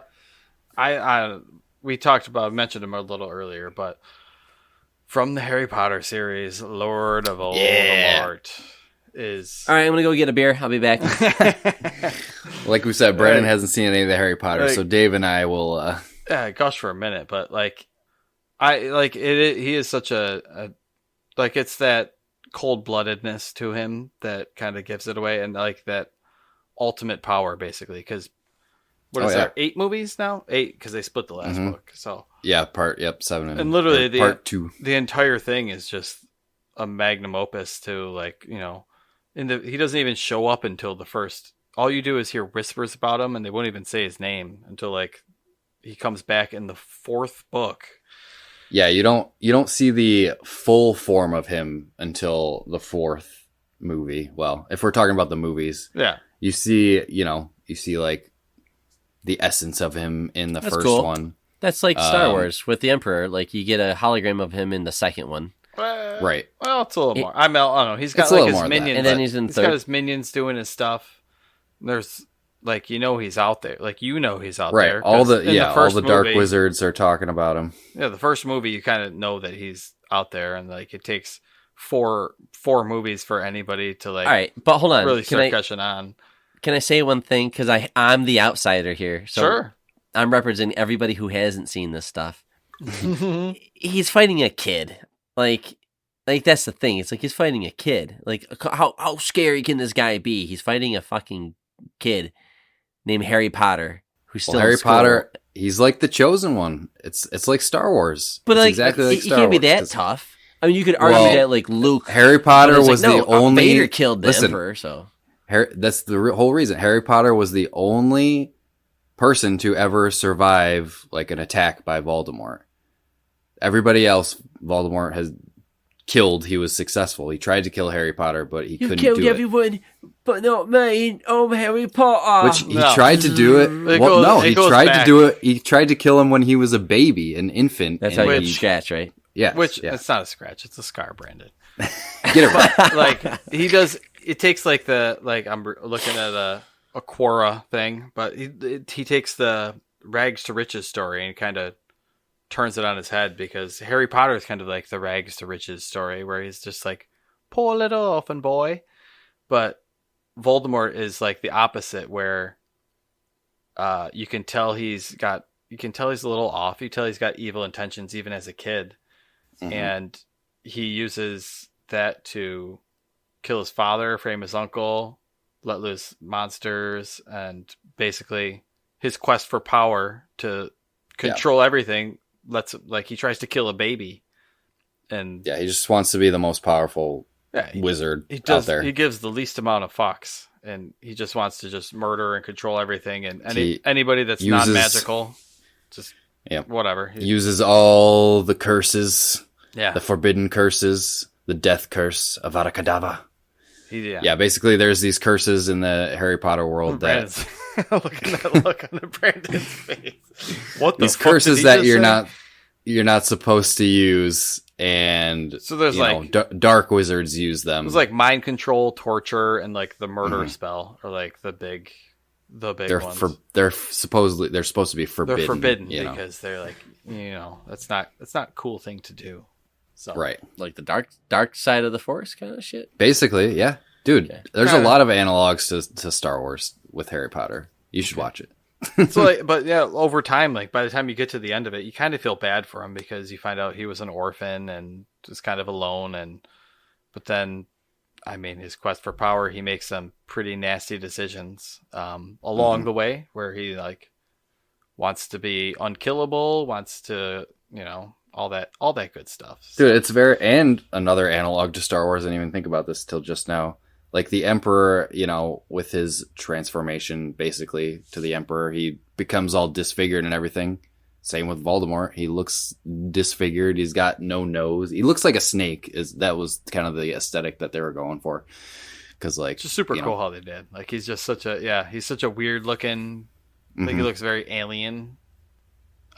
With his eye slits. It just makes him look more evil. Yeah. It's really cool the way that they designed him. But going back to the look. The way he gets it at the end is good too. So, what about it's the culmination of 7 books. So like it's a big long epic story of little kid versus bad wizard. I mean it's good versus evil. It's a classic tale, but wrapped in a magical world. Can't wait for Hogwarts Legacy. That'll be great. So. Oh, definitely. Fuck yeah. Do I detect Elm? Yes, madam.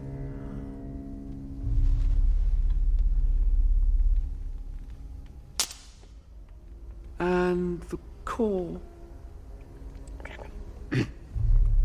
Dragon heartstring. Dragon heartstring.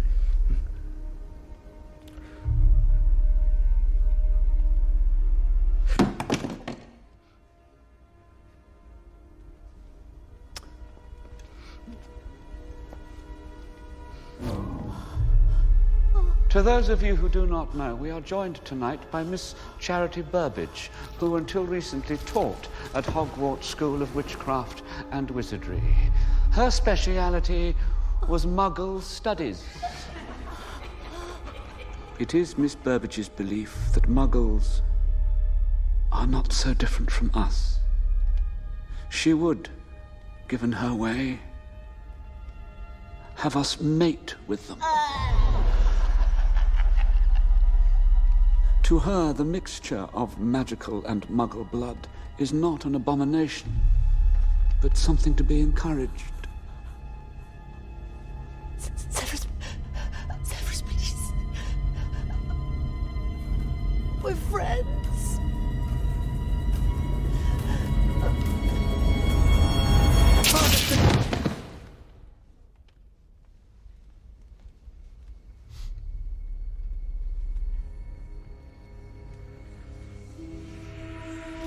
Nagini. All right, Eric, what else you got? My second pick is a little bit different. It's from a video game. I struggled with this one. I wanted to pick one from each. I wanted to pick TV, video game, and movie. So this one kind of goes back to my definition of like someone who's opposing the hero or the plot device that drives the hero's motivations. He's not necessarily... I mean, he is actually inherently evil. I'll just say it. It's Hades from the Hades video game. Mm-hmm. Okay. And like I said, Hades in every mythology is an inherently evil character. He really is like the villain of Greek mythology because he's in charge of maintaining the underworld and giving out punishments to the dead. In his and everything. defense, they put him there. He doesn't like it down there, so he's just miserable because he's in Hades. So he's just like, "What the fuck you want me to be? I'm literally here for eternity. This sucks." And that, yeah, I feel like that makes him even more like resentful of the gods who put him there and like, which plays everybody else game. around him. Yeah, exactly. So in the game, basically, well, the main character is Zagreus. If you haven't played the game, I'll just give a brief overview. You're Zagreus, which is Zeus's Hades' son, and you're trying to basically escape the underworld because he hates it down there. And we get some backstory of Hades and Zagreus' relationship. Hades basically views Zagreus as a disappointment, and he resents him for all of his escape attempts. He was never a good father to him. He leaves the caretaking to Nyx, which is kind of like the mother, like she acts as a mother to Zagreus. So he was never a good father. And like when you get to the end of the game, spoilers alert, Hades is like the final boss, and he basically kills you every time and sends you back to hell, essentially. So I don't know. I think he's a very complex villain. I use the term villain loosely, but I wanted to pick him because this is one villain that you can empathize with, which I really liked. He's stern, he's serious, and he is dedicated to his work, and he wants to make sure he keeps everything in order, even if that means sacrificing the relationship with his son and, basically completely disregarding him and his feelings and his emotions and everything, which I think that's sort of where his villainy comes from. But in the end, we kind of see their relationship develop even more than that. So he's very dismissive. I just thought he's kind of a dick. He is very dismissive. He's just pretty miserable. big dick. He is miserable, and that's what feeds into him. And like I said, this goes back to my definition of opposing the hero. Zagreus is the hero in this story, and the main purpose of Hades is to bring Zagreus down and keep him down because he does not want him to escape. So I just thought that was an interesting one to talk about just because it's sort of a different perspective on a villain. For my video game, I almost chose Voss from Far Cry 3. He's like on the completely opposite end. He's like the insane, chaotic, crazy psychopath, sociopath, but I thought he was a little bit boring just because, he's kind of one note. He's like, all he is chaos, insanity. That's his big thing. So, but yeah, so I chose Hades for my video game villain. I like that. So very tired. Father, have you ever considered that Orpheus might be much better as a court musician if you permitted him to see his muse again? I have considered many possibilities, boy. And I trust Orpheus considered many possibilities before he signed away his rights to see his so-called muse when once he invaded my realm. So you're forcing him to stay here for eternity just because he signed a contract with you? Contracts with me are binding, until such time as they dig themselves out of the archives and tear themselves up. And I don't see that happening anytime soon. Who knows? They might surprise you. How about you, Brandon? What's up next on the buffet of evilness? So if you're talking about the father, I'll talk about the son. So Ooh. I'm going with Joffrey Lannister in Game of Thrones. Yes. What a little prick. Another weird pick, probably, because He's just a little shit. it's like like he's a little shit. I mean, he's this child born out of his parents banging, so there's some incest going on there. Aren't we all? Oh. My parents banging. Oh, I'm sorry. His mom and his dad are brother and sister. Yeah. Okay. And and it's the kid didn't get a proper upbringing. Never got I put guess. in his place. Like thinks he's untouchable. And he's already kind of a evil person. I think like he's just sadistic. In the TV show, was it Jackie something or other? That kid Jack something. He killed it with his performance as Joffrey. But he was so fucking good in this role that I instantly hated him up until his death. And I wrote a couple of things down because it's been a while since I've watched Game of Thrones. But first off, he kills Ned Stark, who you were kind of rooting for through the first season. I mean, yeah, that's the whole thing with Game of Thrones. You think Ned's going to be kind of like the main protagonist of the whole thing, and then Joffrey ends up being the one who sentences him to his death. So yeah, because Robert Baratheon gets he dies in a hunting accident, and he gets whole access to the kingdom, and he's a snotty little shit with a taste for blood. And the thing he did with fighting with Sansa and Arya with the butcher's boy and all that stuff, he tortured Sansa over. They just fucked with her just to. Yeah, what did he do? He takes Sansa, who's being disobedient in his eyes, and he drags her out, and he says, "Hey, I killed your dad. Also, here's his head on a spike. Stare at it." Dude, just so evil. Sadistic is the perfect word for him. He loves to cause other people pain, and he gets enjoyment from it. Like that is his main thing that he does. He gets a crossbow as a gift. And he just puts her in the courtroom or something like that. And he just sits on the throne and just aims it at her and just torments her because her brother is having like this upbringing, trying to rebel because he just killed their father. So it was, I don't know. But yeah, I mean, it's just a power thing. And there's no one to bring him down a peg. He's never had that in his life. He's never had anyone oppose him, so he's just taking advantage of his power. Yeah, like the kid is out of control. It's like the worst case scenario where he's so young and he's so violent and evil, and it's a kid with a temper tantrum too. Like this kid is exactly. He's like 11 or 12 he's supposed to be or something like that, and he's running the kingdom in the medieval times too. So like law is just kind of weird and it's a little loose. Every whim he has, they have to follow because he's their king, so they don't have a choice. He was portrayed by Jack Gleason, by the way. Thank you, Fantastic Jack. I was going to say, yeah, Jack Gleason. Yeah, so good. One of the other things when I think about Game of Thrones, though, is that when you looked at Jaime Lannister, that opening episode of the first season, you're like, okay, that's the main bad guy. I hate this guy. This guy's got to get killed, right? And you do dislike Jaime Lannister for a long time. But over all those seasons, he kind of redeems himself, and you see another side. So it was interesting just thinking about, within Game of Thrones, that Jaime Lannister isn't as bad of a guy by the end. At least that's how you feel. Or at least that's how I felt. Like I kind of bad for I him felt at the bad end. for Jaime Well, I mean, for sure. I kind of rooted for him. He's pushing kids out the window in like the first handful of episodes. Right, and you can never forget. Yeah. So it's tough to. I think forget he about definitely that. redeems himself. Yeah. Your Grace, Grandfather? you wanted to speak to me. Yes. I'd like a report on the meetings of my small council. You're welcome to attend the meetings of your small council, Your Grace.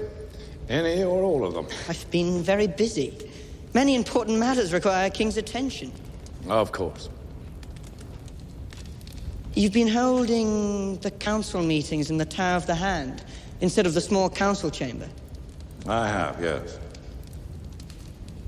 May I ask why? Well, the Tower of the Hand is where I work. To walk from there to here would take time. Time I could otherwise spend productively. So if I wanted to attend a council meeting, I would now have to climb all the stairs in the Tower of the Hand?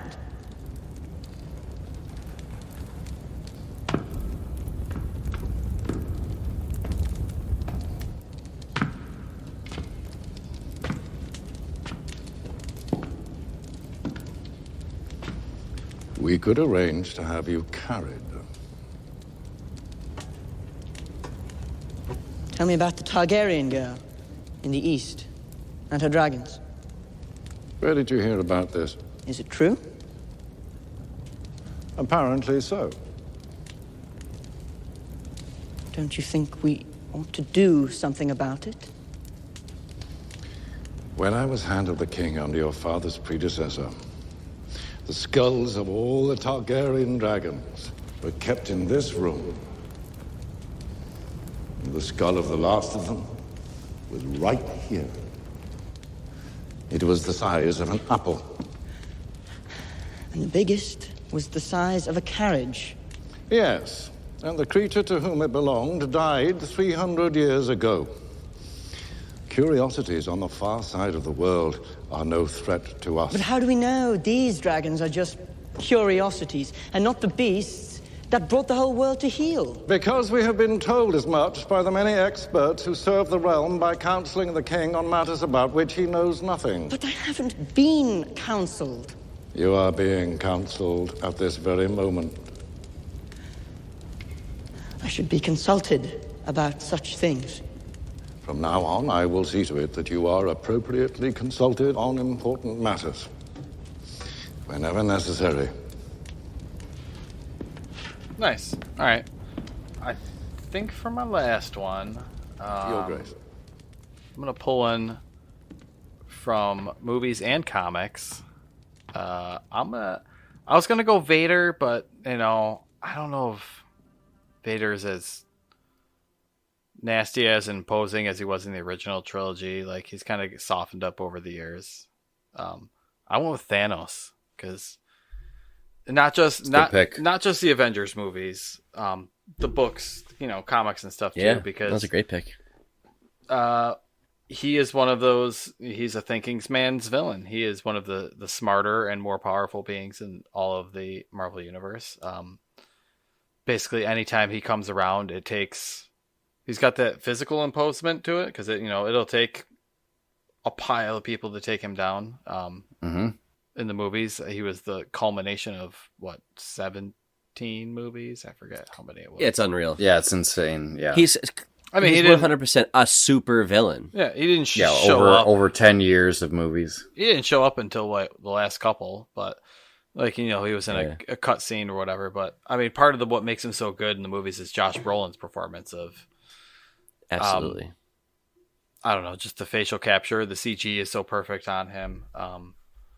The voice. The fact that he thinks he's doing the right thing for the galaxy, he's the hero of his own story. So he's trying to help everybody by killing half of everybody. So, it's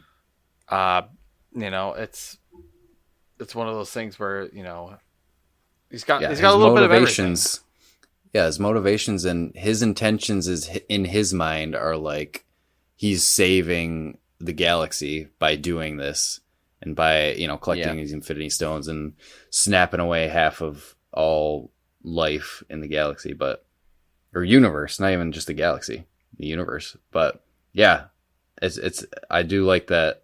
Keep going back to that, like, hero of his own story, but in this case, it really is because he thinks that he is like the hero saving Yeah. everybody got- by doing this. You know, he murders half the galaxy or the universe or whatever, and then he goes and starts a farm. Like he doesn't want it He's for like, yeah, power. my job's done. He's like, yeah, my job's done. Yeah, I did good. That was it.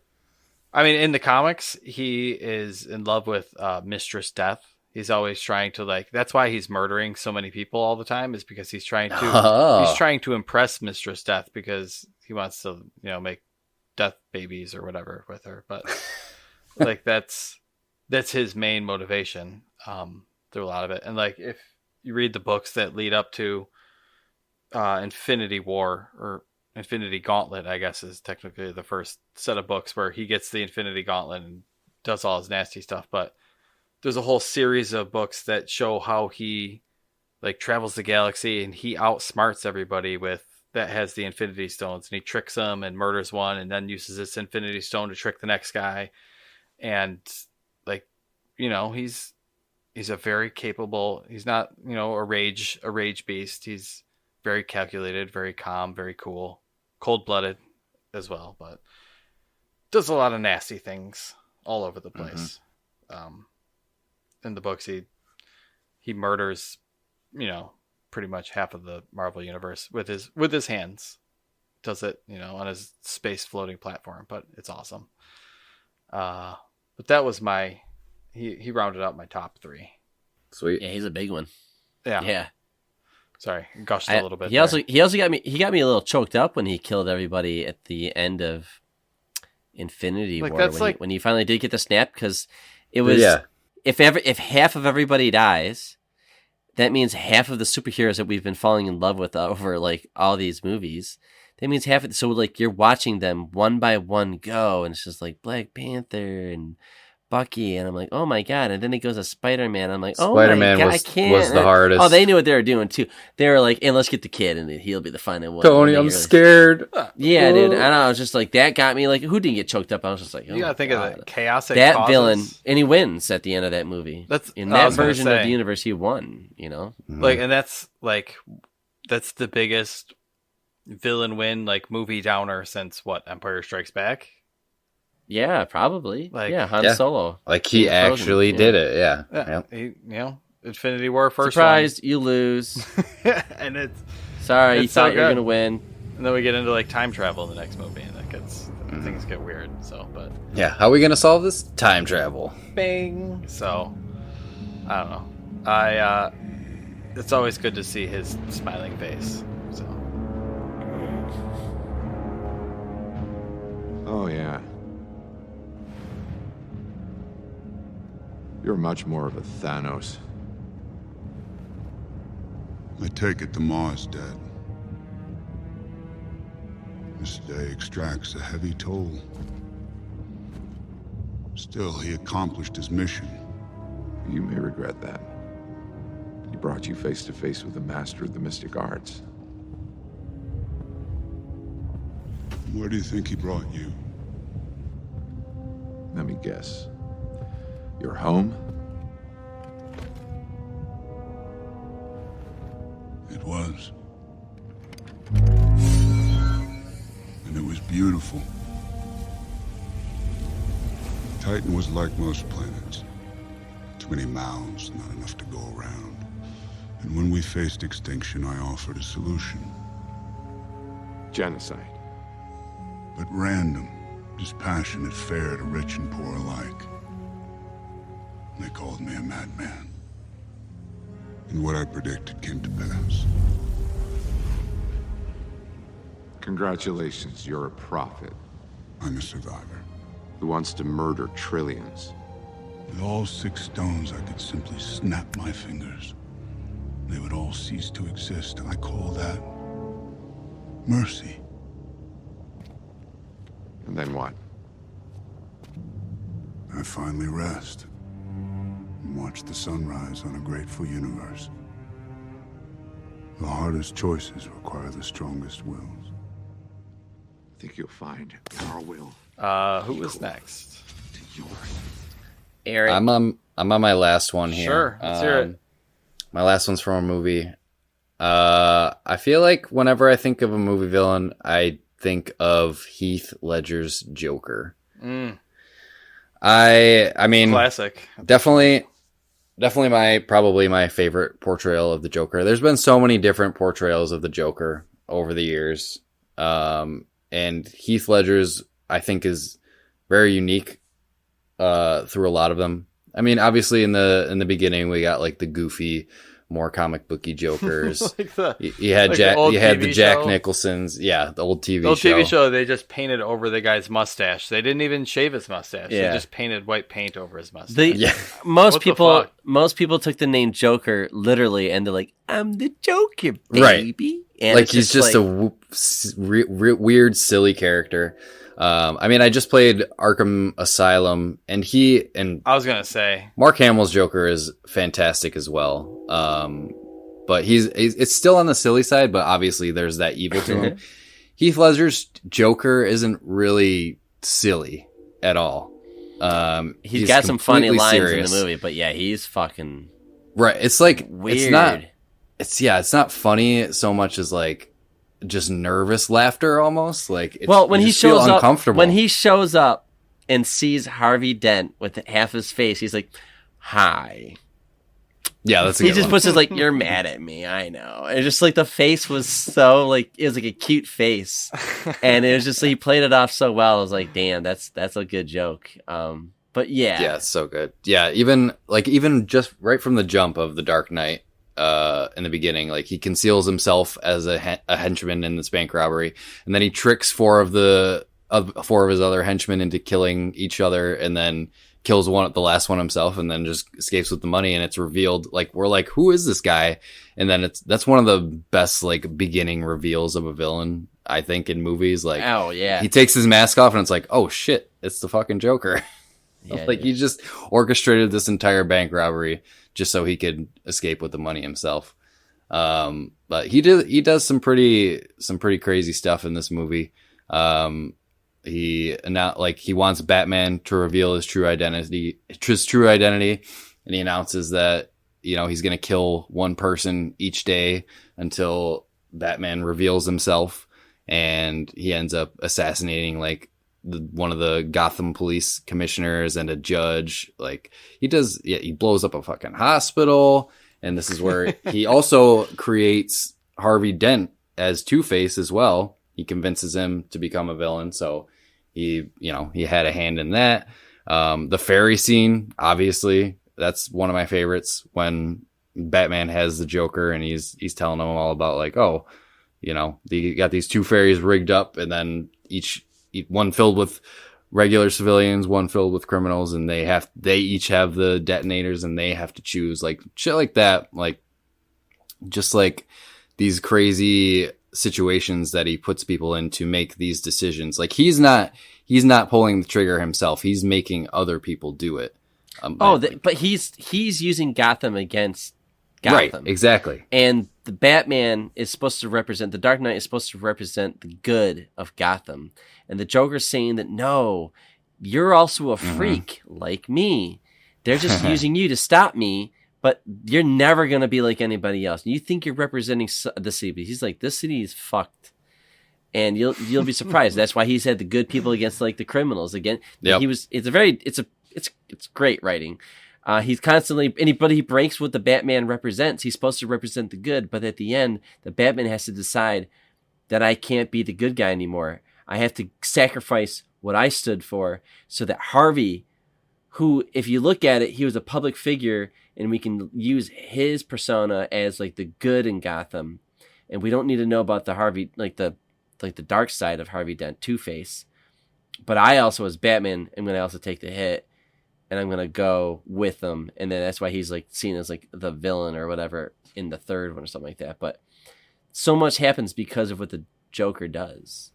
And the Joker's He's got all a good chaos. Quote at the end there too, where like he's saying that Batman won't kill him out of like righteous virtue or whatever, but then he doesn't want to kill Batman either because it's just too damn fun. Because I was gonna bring that up as well. Crazy, and he just fucks with them. Well, that's what makes him such a good villain too, is the relationship between him and Batman. I mean, they're always constantly going back and forth. It's like this dance.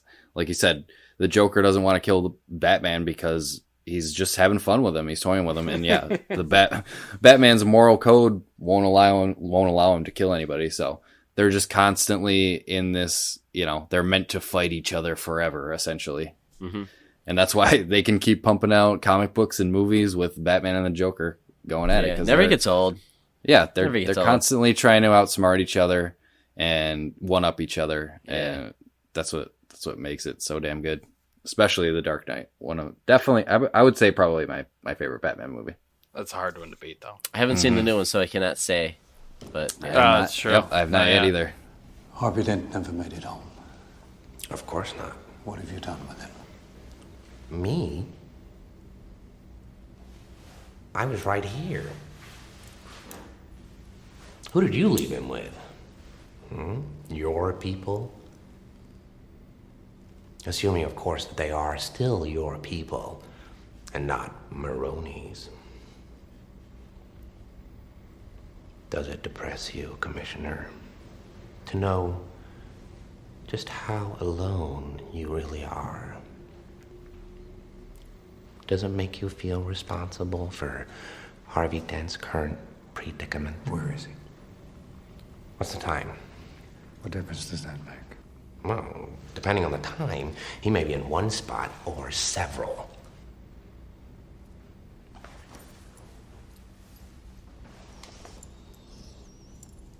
If we're gonna play games, I'm gonna need a cup of coffee. The good cop, bad cop routine?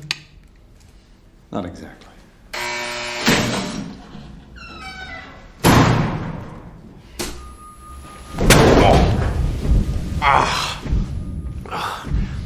Never start with the head. The victim gets all fuzzy. He can't feel the next. See? You wanted me. Here I am. I wanted to see what you'd do. And you didn't disappoint. You let 5 people die. Then you let Dent take your place. Even to a guy like me, that's cold. Where's Dent? Those mob fools want you gone so they can get back to the way things were. But I know the truth. There's no going back. You've changed things. Forever. Then why do you want to kill me? I don't want to kill you. What would I do without you? Go back to ripping off mob dealers? No. No, you complete me. You're garbage. Who kills for money? Don't talk like one of them. You're not. Even if you'd like to be. To them, you're just a freak. Like me. They need you right now. When they don't, they'll cast you out. Like a leper. See, their morals, their code. It's a bad joke. Dropped at the first sign of trouble. They're only as good as the world allows them to be. I'll show you. When the chips are down, these civilized people, they'll eat each other. See, I'm not a monster. I'm just ahead of the curve. Where's Dent? You have all these rules, and you think they'll save you. Who's in control? I have one rule. Oh, then that's the rule you'll have to break to know the truth. Which is? The only sensible way to live in this world is without rules. And tonight, you're gonna break your one rule. I'm considering it. No, there's only minutes left, so you're gonna have to play my little game if you want to save one of them. Yeah. You know, for a while there, I thought you really were, Dent. The way you threw yourself after her.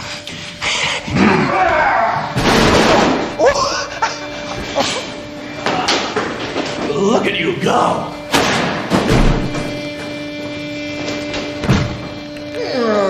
What does Harvey know about you and his little bunny? Where are they? Killing is making a choice. Where are they? Choose between one life or the other. Your friend, the district attorney, or his blushing bride to be.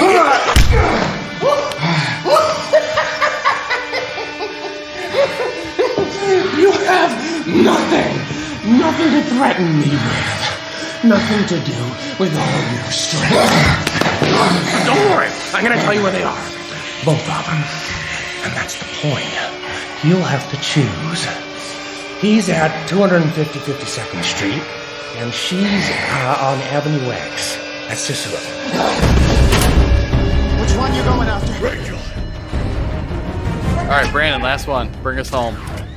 This one won't take too long, but let's close with Gladys. Yeah, baby. Yeah. So, Gladys from the video game Portal. And featured in our Portal episode.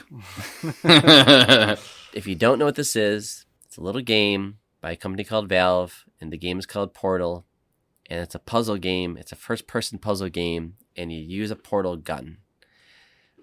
The best part of the game is that there's actually this story. And it's not that there's just this story. There's mystery and oh shit, there's way more to the story than I thought there was going to be. And it is because of the amazing, brilliant, genius creation of the GLaDOS character, who is the AI who's guiding you through all these puzzles. Her voice is awesome.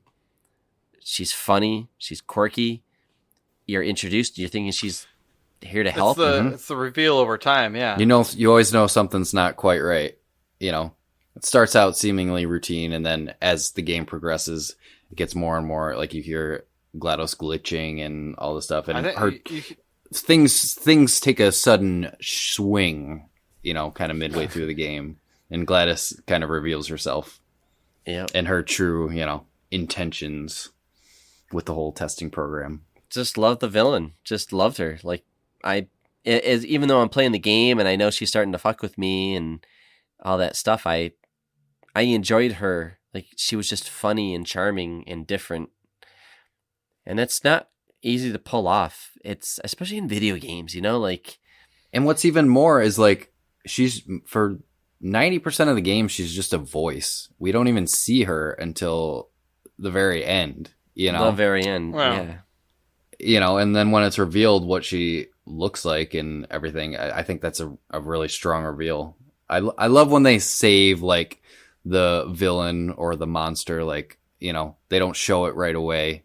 They give you little hints of it, and then they give you the reveal at the end. Like John Doe in the movie Seven. Yeah, I was gonna bring that up earlier. He was a fantastic one.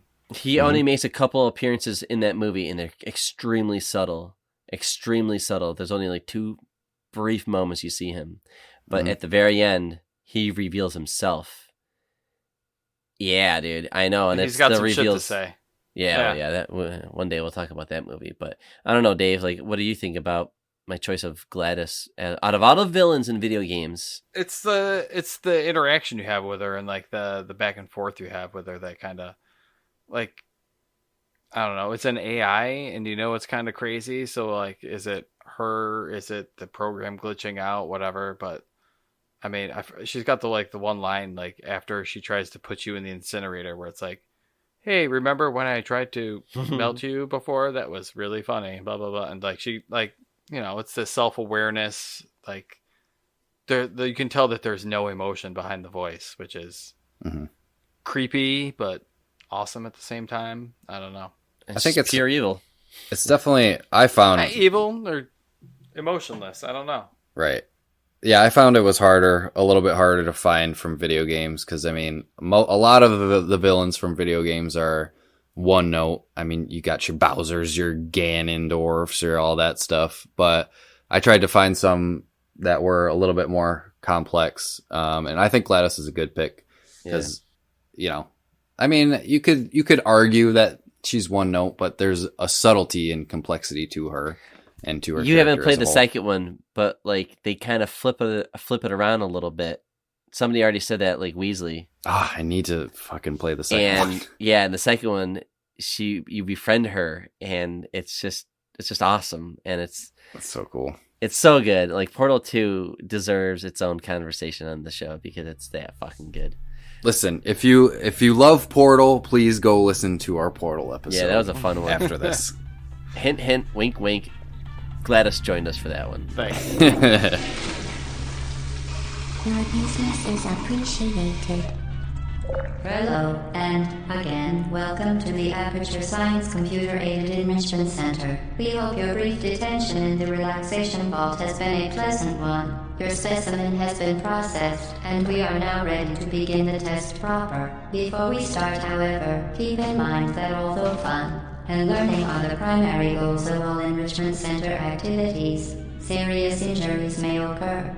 For your own safety and the safety of others, please refrain from turn back. The portal will open in 3, 2, 1. Before we get out, after we got anybody, let's hot list some of the honorable mentions, some of the villains that we didn't get to talk about, and I'll just run through. Oh yeah, do the in memorandum music in the background. In memoriam. Yeah, in memoriam music. Jack Baker was another one from video games, from Resident Evil 7. Yeah, he was crazy as fuck. I did. Yeah, like I said, I had Voss. I was very close to picking Voss. Ganon, Bowser, those whatever. Walter White was on my list as well. Calvin Candy from Django Unchained, which was Leonardo DiCaprio's character. It was good. I did have Fletcher. I just thought about him. Dexter from Dexter. Let's see. Tony Soprano. Aunt Lydia from Handmaid's Tale. I know neither of you have seen this, but she's a really good villain. Thanos and Biff. Biff. Fuck yeah. I had a couple. Like, nobody mentioned Sauron today. Like, well, it's just like we didn't Lord spend of the too much Rings, time one of talking the about the Emperor either. It's biggest franchise. Like, is he just not like scary evil. just because he's just like an eyeball in the sky? Like, Yeah, he doesn't really show up. It's always, I don't he's know. in like the first intro thing. Like, yeah, I didn't think, he's cool and all. Like, He's more of a high level villain, yeah, and he just lets his minions do his shit. Like, But he didn't kill any of the main. the ring characters race are or- better. We have the no ring race are like the real villains. Yeah, it's hard. The It's boots hard on the ground to. villains? It's hard to connect with him, because we don't get up close and personal with him. It's like Saruman and the Uruk-hai are like the main villains, I think, because we see them doing everything, and we know Saruman wasn't always evil. He switched, and I don't know. Yeah, I don't know. That's like one of the big complaints. One of the only complaints that people have with Lord of the Rings is it's just black and white. It's kind of flat. It's just like the good guys are here and the bad guys are there. Where's the gray? I mean, characters? It's fantasy. It's like I was. Yeah, it's fantasy. That's a lot of fantasy stuff. Game of Thrones Something is else fantasy, and it has a lot of gray. It's also like 80 years. It's also later. 8 seasons of television. Yeah. Which, yeah, I know.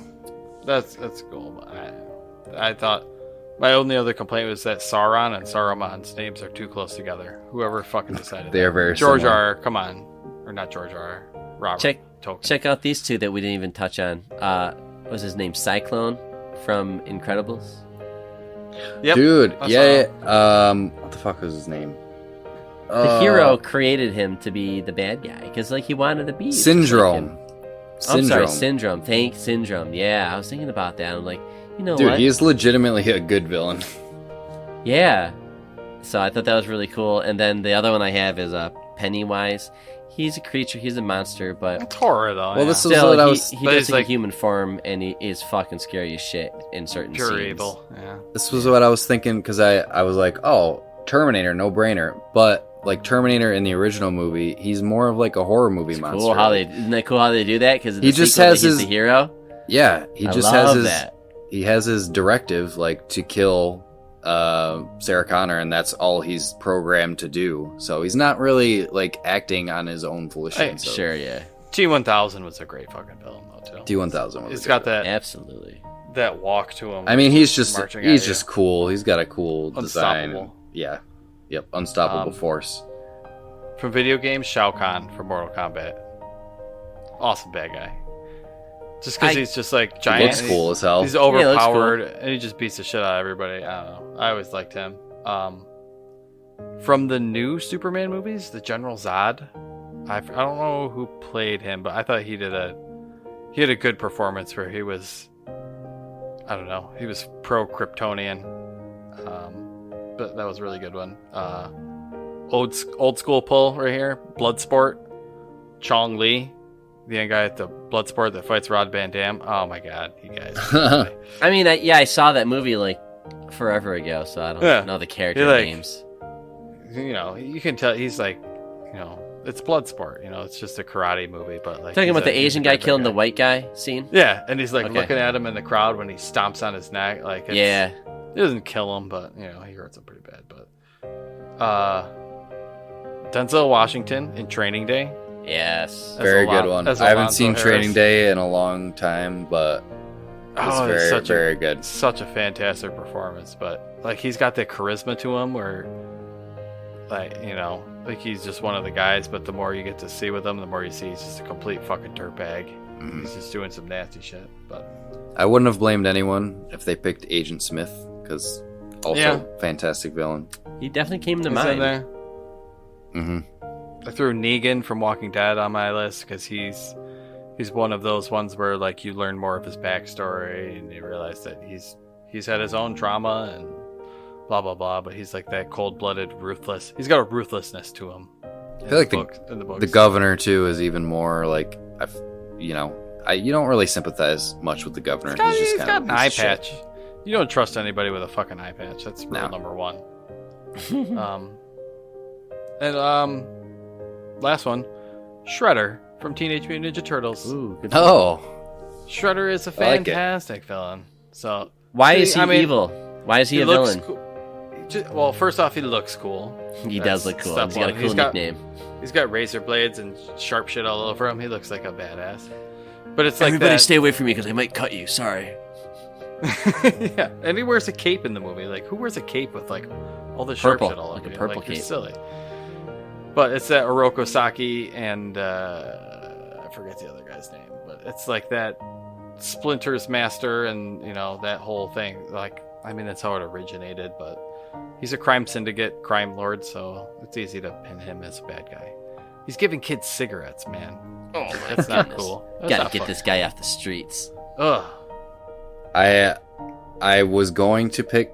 I'm surprised. Well, I'm not. I guess I'm not surprised that nobody picked. I was gonna pick some anime villains, but I didn't want to be just talking to myself. I was thinking about that this whole time. Funny. But all for one, and from My Hero Academia, and Frieza from Dragon Ball Z. He's a good guy. No. All for one is the bad guy. One for all is the power, as All Might's power. All for one is the main bad guy. Oh, okay. See, I haven't watched in a while. Mm-hmm. I'm out of my Hero Academia too. And Frieza from Dragon Ball Z. Just throwing that out there. That's all I got. All right, nice. And Prince Humperdinck. Don't forget Prince Humperdinck. Humperdinck. Hey, you need a good villain. Like the Fratellis in Goonies. Like, the movie starts out with the one dude in jail faking his own death. Like, it's like there's such good bad guys. Yep. I don't know. Mama Fratelli. Yep. It's fantastic. So, all right. Well, that wraps up our long-ass discussion Damn, that was about villains. We wandered here, we wandered there, but when we come back, we are going to play a little game of Villain. Who said that? Ooh, bring it back. In Act 3.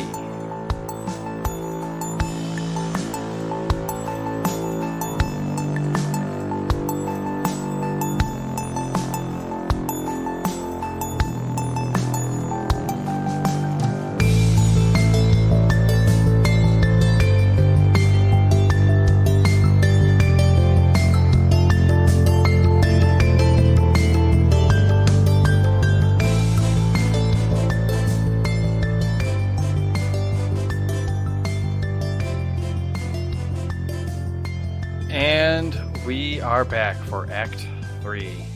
A little game we played multiple times before, but this is Villains. Who said that? I like the theme.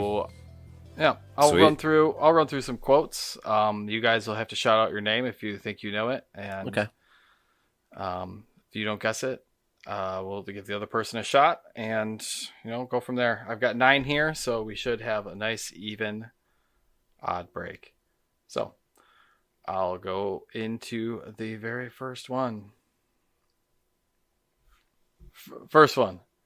I can't believe you loaded me your car without telling me it had a blind spot. I could have been killed. Brandon. Biff? That is Biff. Oh, Tannen. yeah. That I is know. Biff Tannen. Yep, that was good. Good Back to the Future 2? Classic. No, that's the first one. Back to the Future That's the 1. first one. Yeah. Yep. Yep. He's got lots of good one-liners. I knew that but, one. You know, Biff is an underrated. He's the bully template of villain. I guess Steven Spielberg didn't like the actor at all when he was filming with him, even though that he genuinely is supposed to be known as like a nice guy, but his acting was so good that Steven Spielberg was like, I just can't shake it off. I don't like this guy. That's what I've heard off the internet. Who knows? I guess we'll never know. All right, Brandon with 1, Eric with none. Damn. Quote number 2. I'm being torn apart. I want to be free of this pain. Eric? Is no. Is this no wait, no, wait. Hold on. Oh, my first gut instinct was Anakin Skywalker. Is that your final answer? I guess it is. I know it's wrong. That is incorrect. Keep going. Brandon, you got anything? You want another one? Yes. Let the past die. Kill it if you have to. Oh, I know. Brandon. To become Yeah, you were close. what you were meant to be. That is Kylo Ren. Ben. Yep. Yeah. Yep. I knew it was Star Wars. I thought you were right Another good one. Yeah, and you're like, yeah, it feels like Star Wars. It's hard to find quotes with without references to the dark side or something like that, but or foolish like his father, blah blah blah blah blah. So Kylo, an emo-y villain, very emotional, but he's got his. We won't even talk about the last movie. Okay. All right. This is a little bit. There's a little bit of back and forth here. So, are you the legal guardian of blank? That's right, officer. What has he done now? Could I speak with him, please? Eric.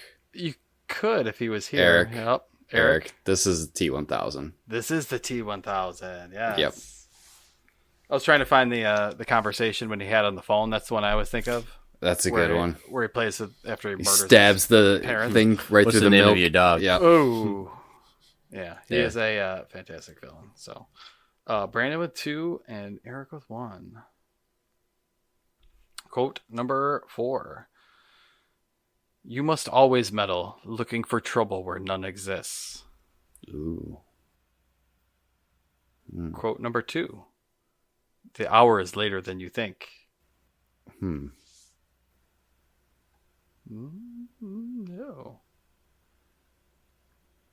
You withdraw your guard, and I will tell you where your doom will be decided. Doom. This guy sounds like a jerk. Sounds like a real prick, right?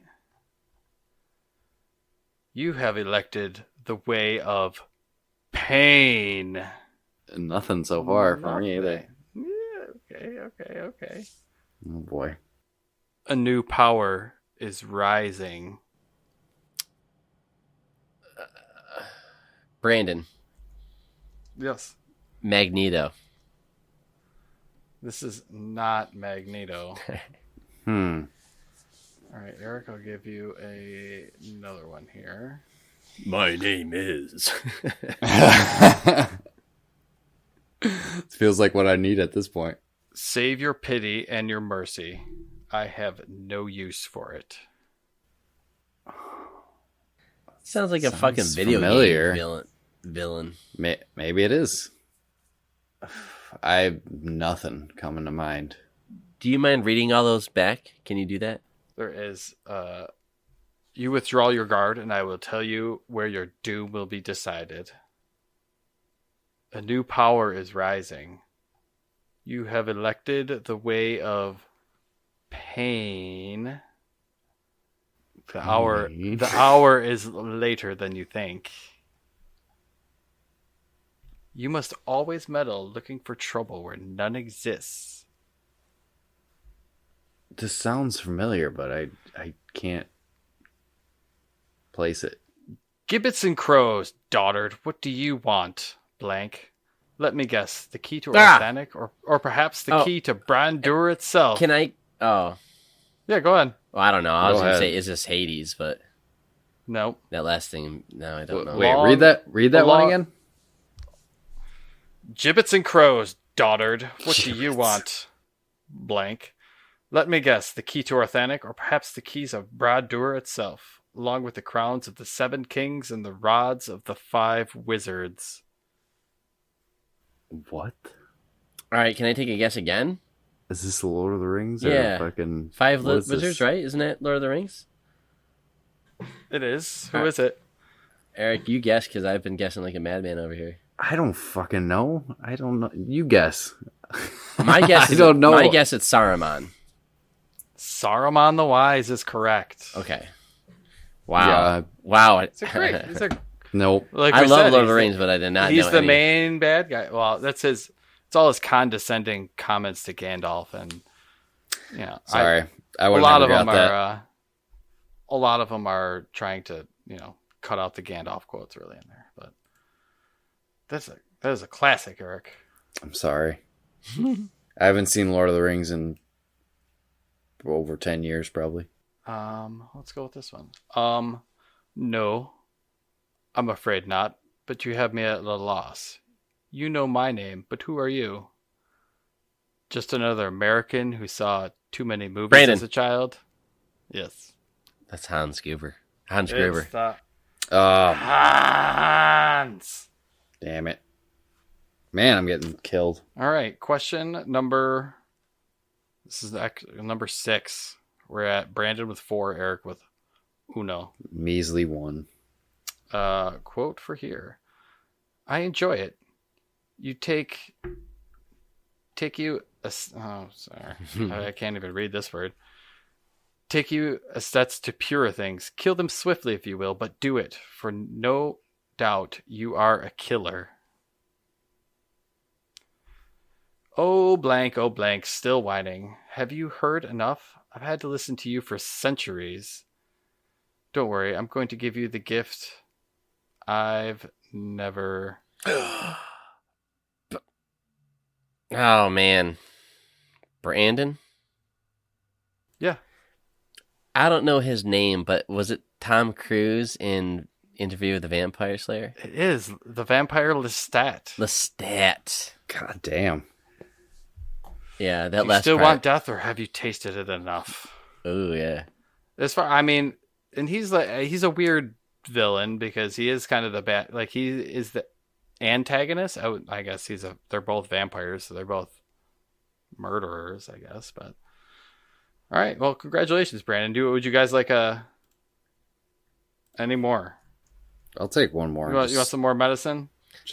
One more bonus round. Let's see if Eric can even go. I won't even guess. Let's see if he can. I feel like I haven't won a game in forever. That's usually me, actually. Come on. I know. This is I don't know if you've seen this movie in a while, but this is such a good quote. Wendy, darling, light of my life, I'm not going to hurt you. You didn't let me finish my sentence. I said I'm not going to hurt you. I'm just going to bash your brains in. Do you know this, Brandon? Yeah. Yep. I said it sounds familiar, but I know what it is. I can't get it off. It's this queued one. up. Your hint is it's queued up. We're going to be talking about these movies. There's 2 of them. Very soon. Well, there's always the... Why? My mind is fucking blank right now. Stephen King. Stephen King? Oh, it's Shining? Yeah. Okay. Again, I haven't seen it. I know. I figured that one was a long one. I had some other ones queued up, but Man, apparently I suck with movie quotes. They just are not ringing bells. I know. It's a little tough. I was trying to get some of the lesser known villains that we didn't talk about today. So see, if you did like Scar from Darth Lion King, you would give me some animated movies. Sid from Toy Story, some Pixar. Yep. Those aren't real villains though. What's the villain of a Pixar movie? It's just like your parents died at the beginning. Well, yeah, Scar was nasty. Scar was nasty. I thought about choosing Scar. So, all right, nice. Well, thank you, boys, for playing. Brandon, you get to go to space camp. Let us know when you get back. Okay.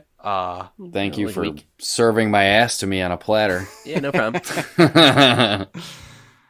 Oh, I gotta look at the calendar to see what we got coming up next, but is it not The Shining and it Dr. is Sleep? The Shining and Dr. Sleep is coming up next.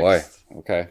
And then we'll get into some Dread after that. So and then the new movie, not that old 90s Stallone crap, but the one yes. Carl Urban. With Carl Urban. Yes. Great movie. Okay. Well, that's exciting. So yeah, add it to your calendar, play along with us. We'd love to have you on our Nomad travels with us. So if you guys got anything else, we'll cut it here. Nope. Follow us on socials at Nomads of Fantasy, Twitter and Instagram. Visit thenomadsoffantasy.com for all your nomad needs. and that's all I got. Safe travels, Nomads. Hey, okay. Shit.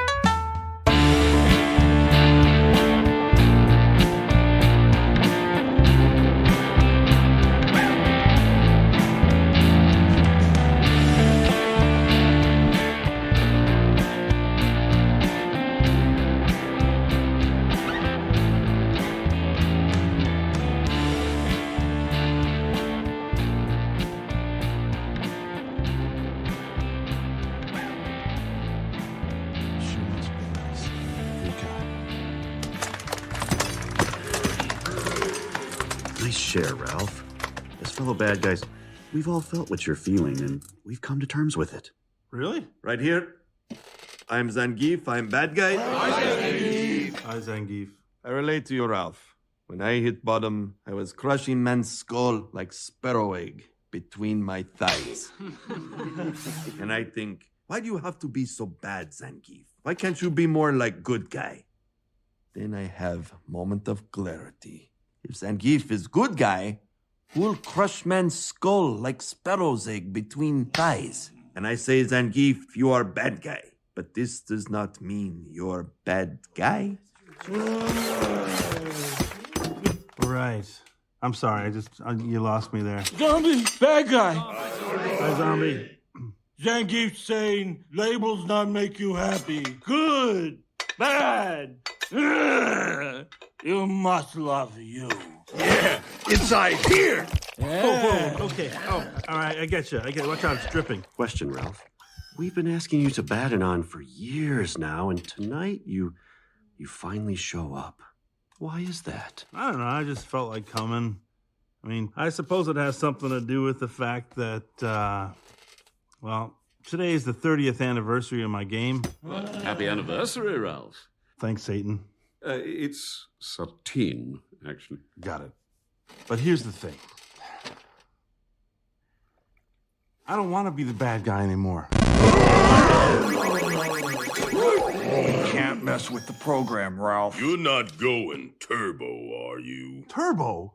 No, I'm not going turbo. Come on, guys. Is it turbo to want a friend? Or a medal? Or a piece of pie every once in a while? Is it turbo to want more out of life? Yes. Ralph, we get it. But we can't change who we are. And the sooner you accept that, the better off your game and your life will be. Hey, one game at a time, Ralph. Now let's close out with the bad guy affirmation. I am bad, and that's good. I will never be good, and if that's not bad, there's no one I'd rather be than me. Okay, gang, see you next week. Listen, I can't do snacks next week. Hang in there, Ralph. Hey, zombie, don't forget your hatchet. There you go.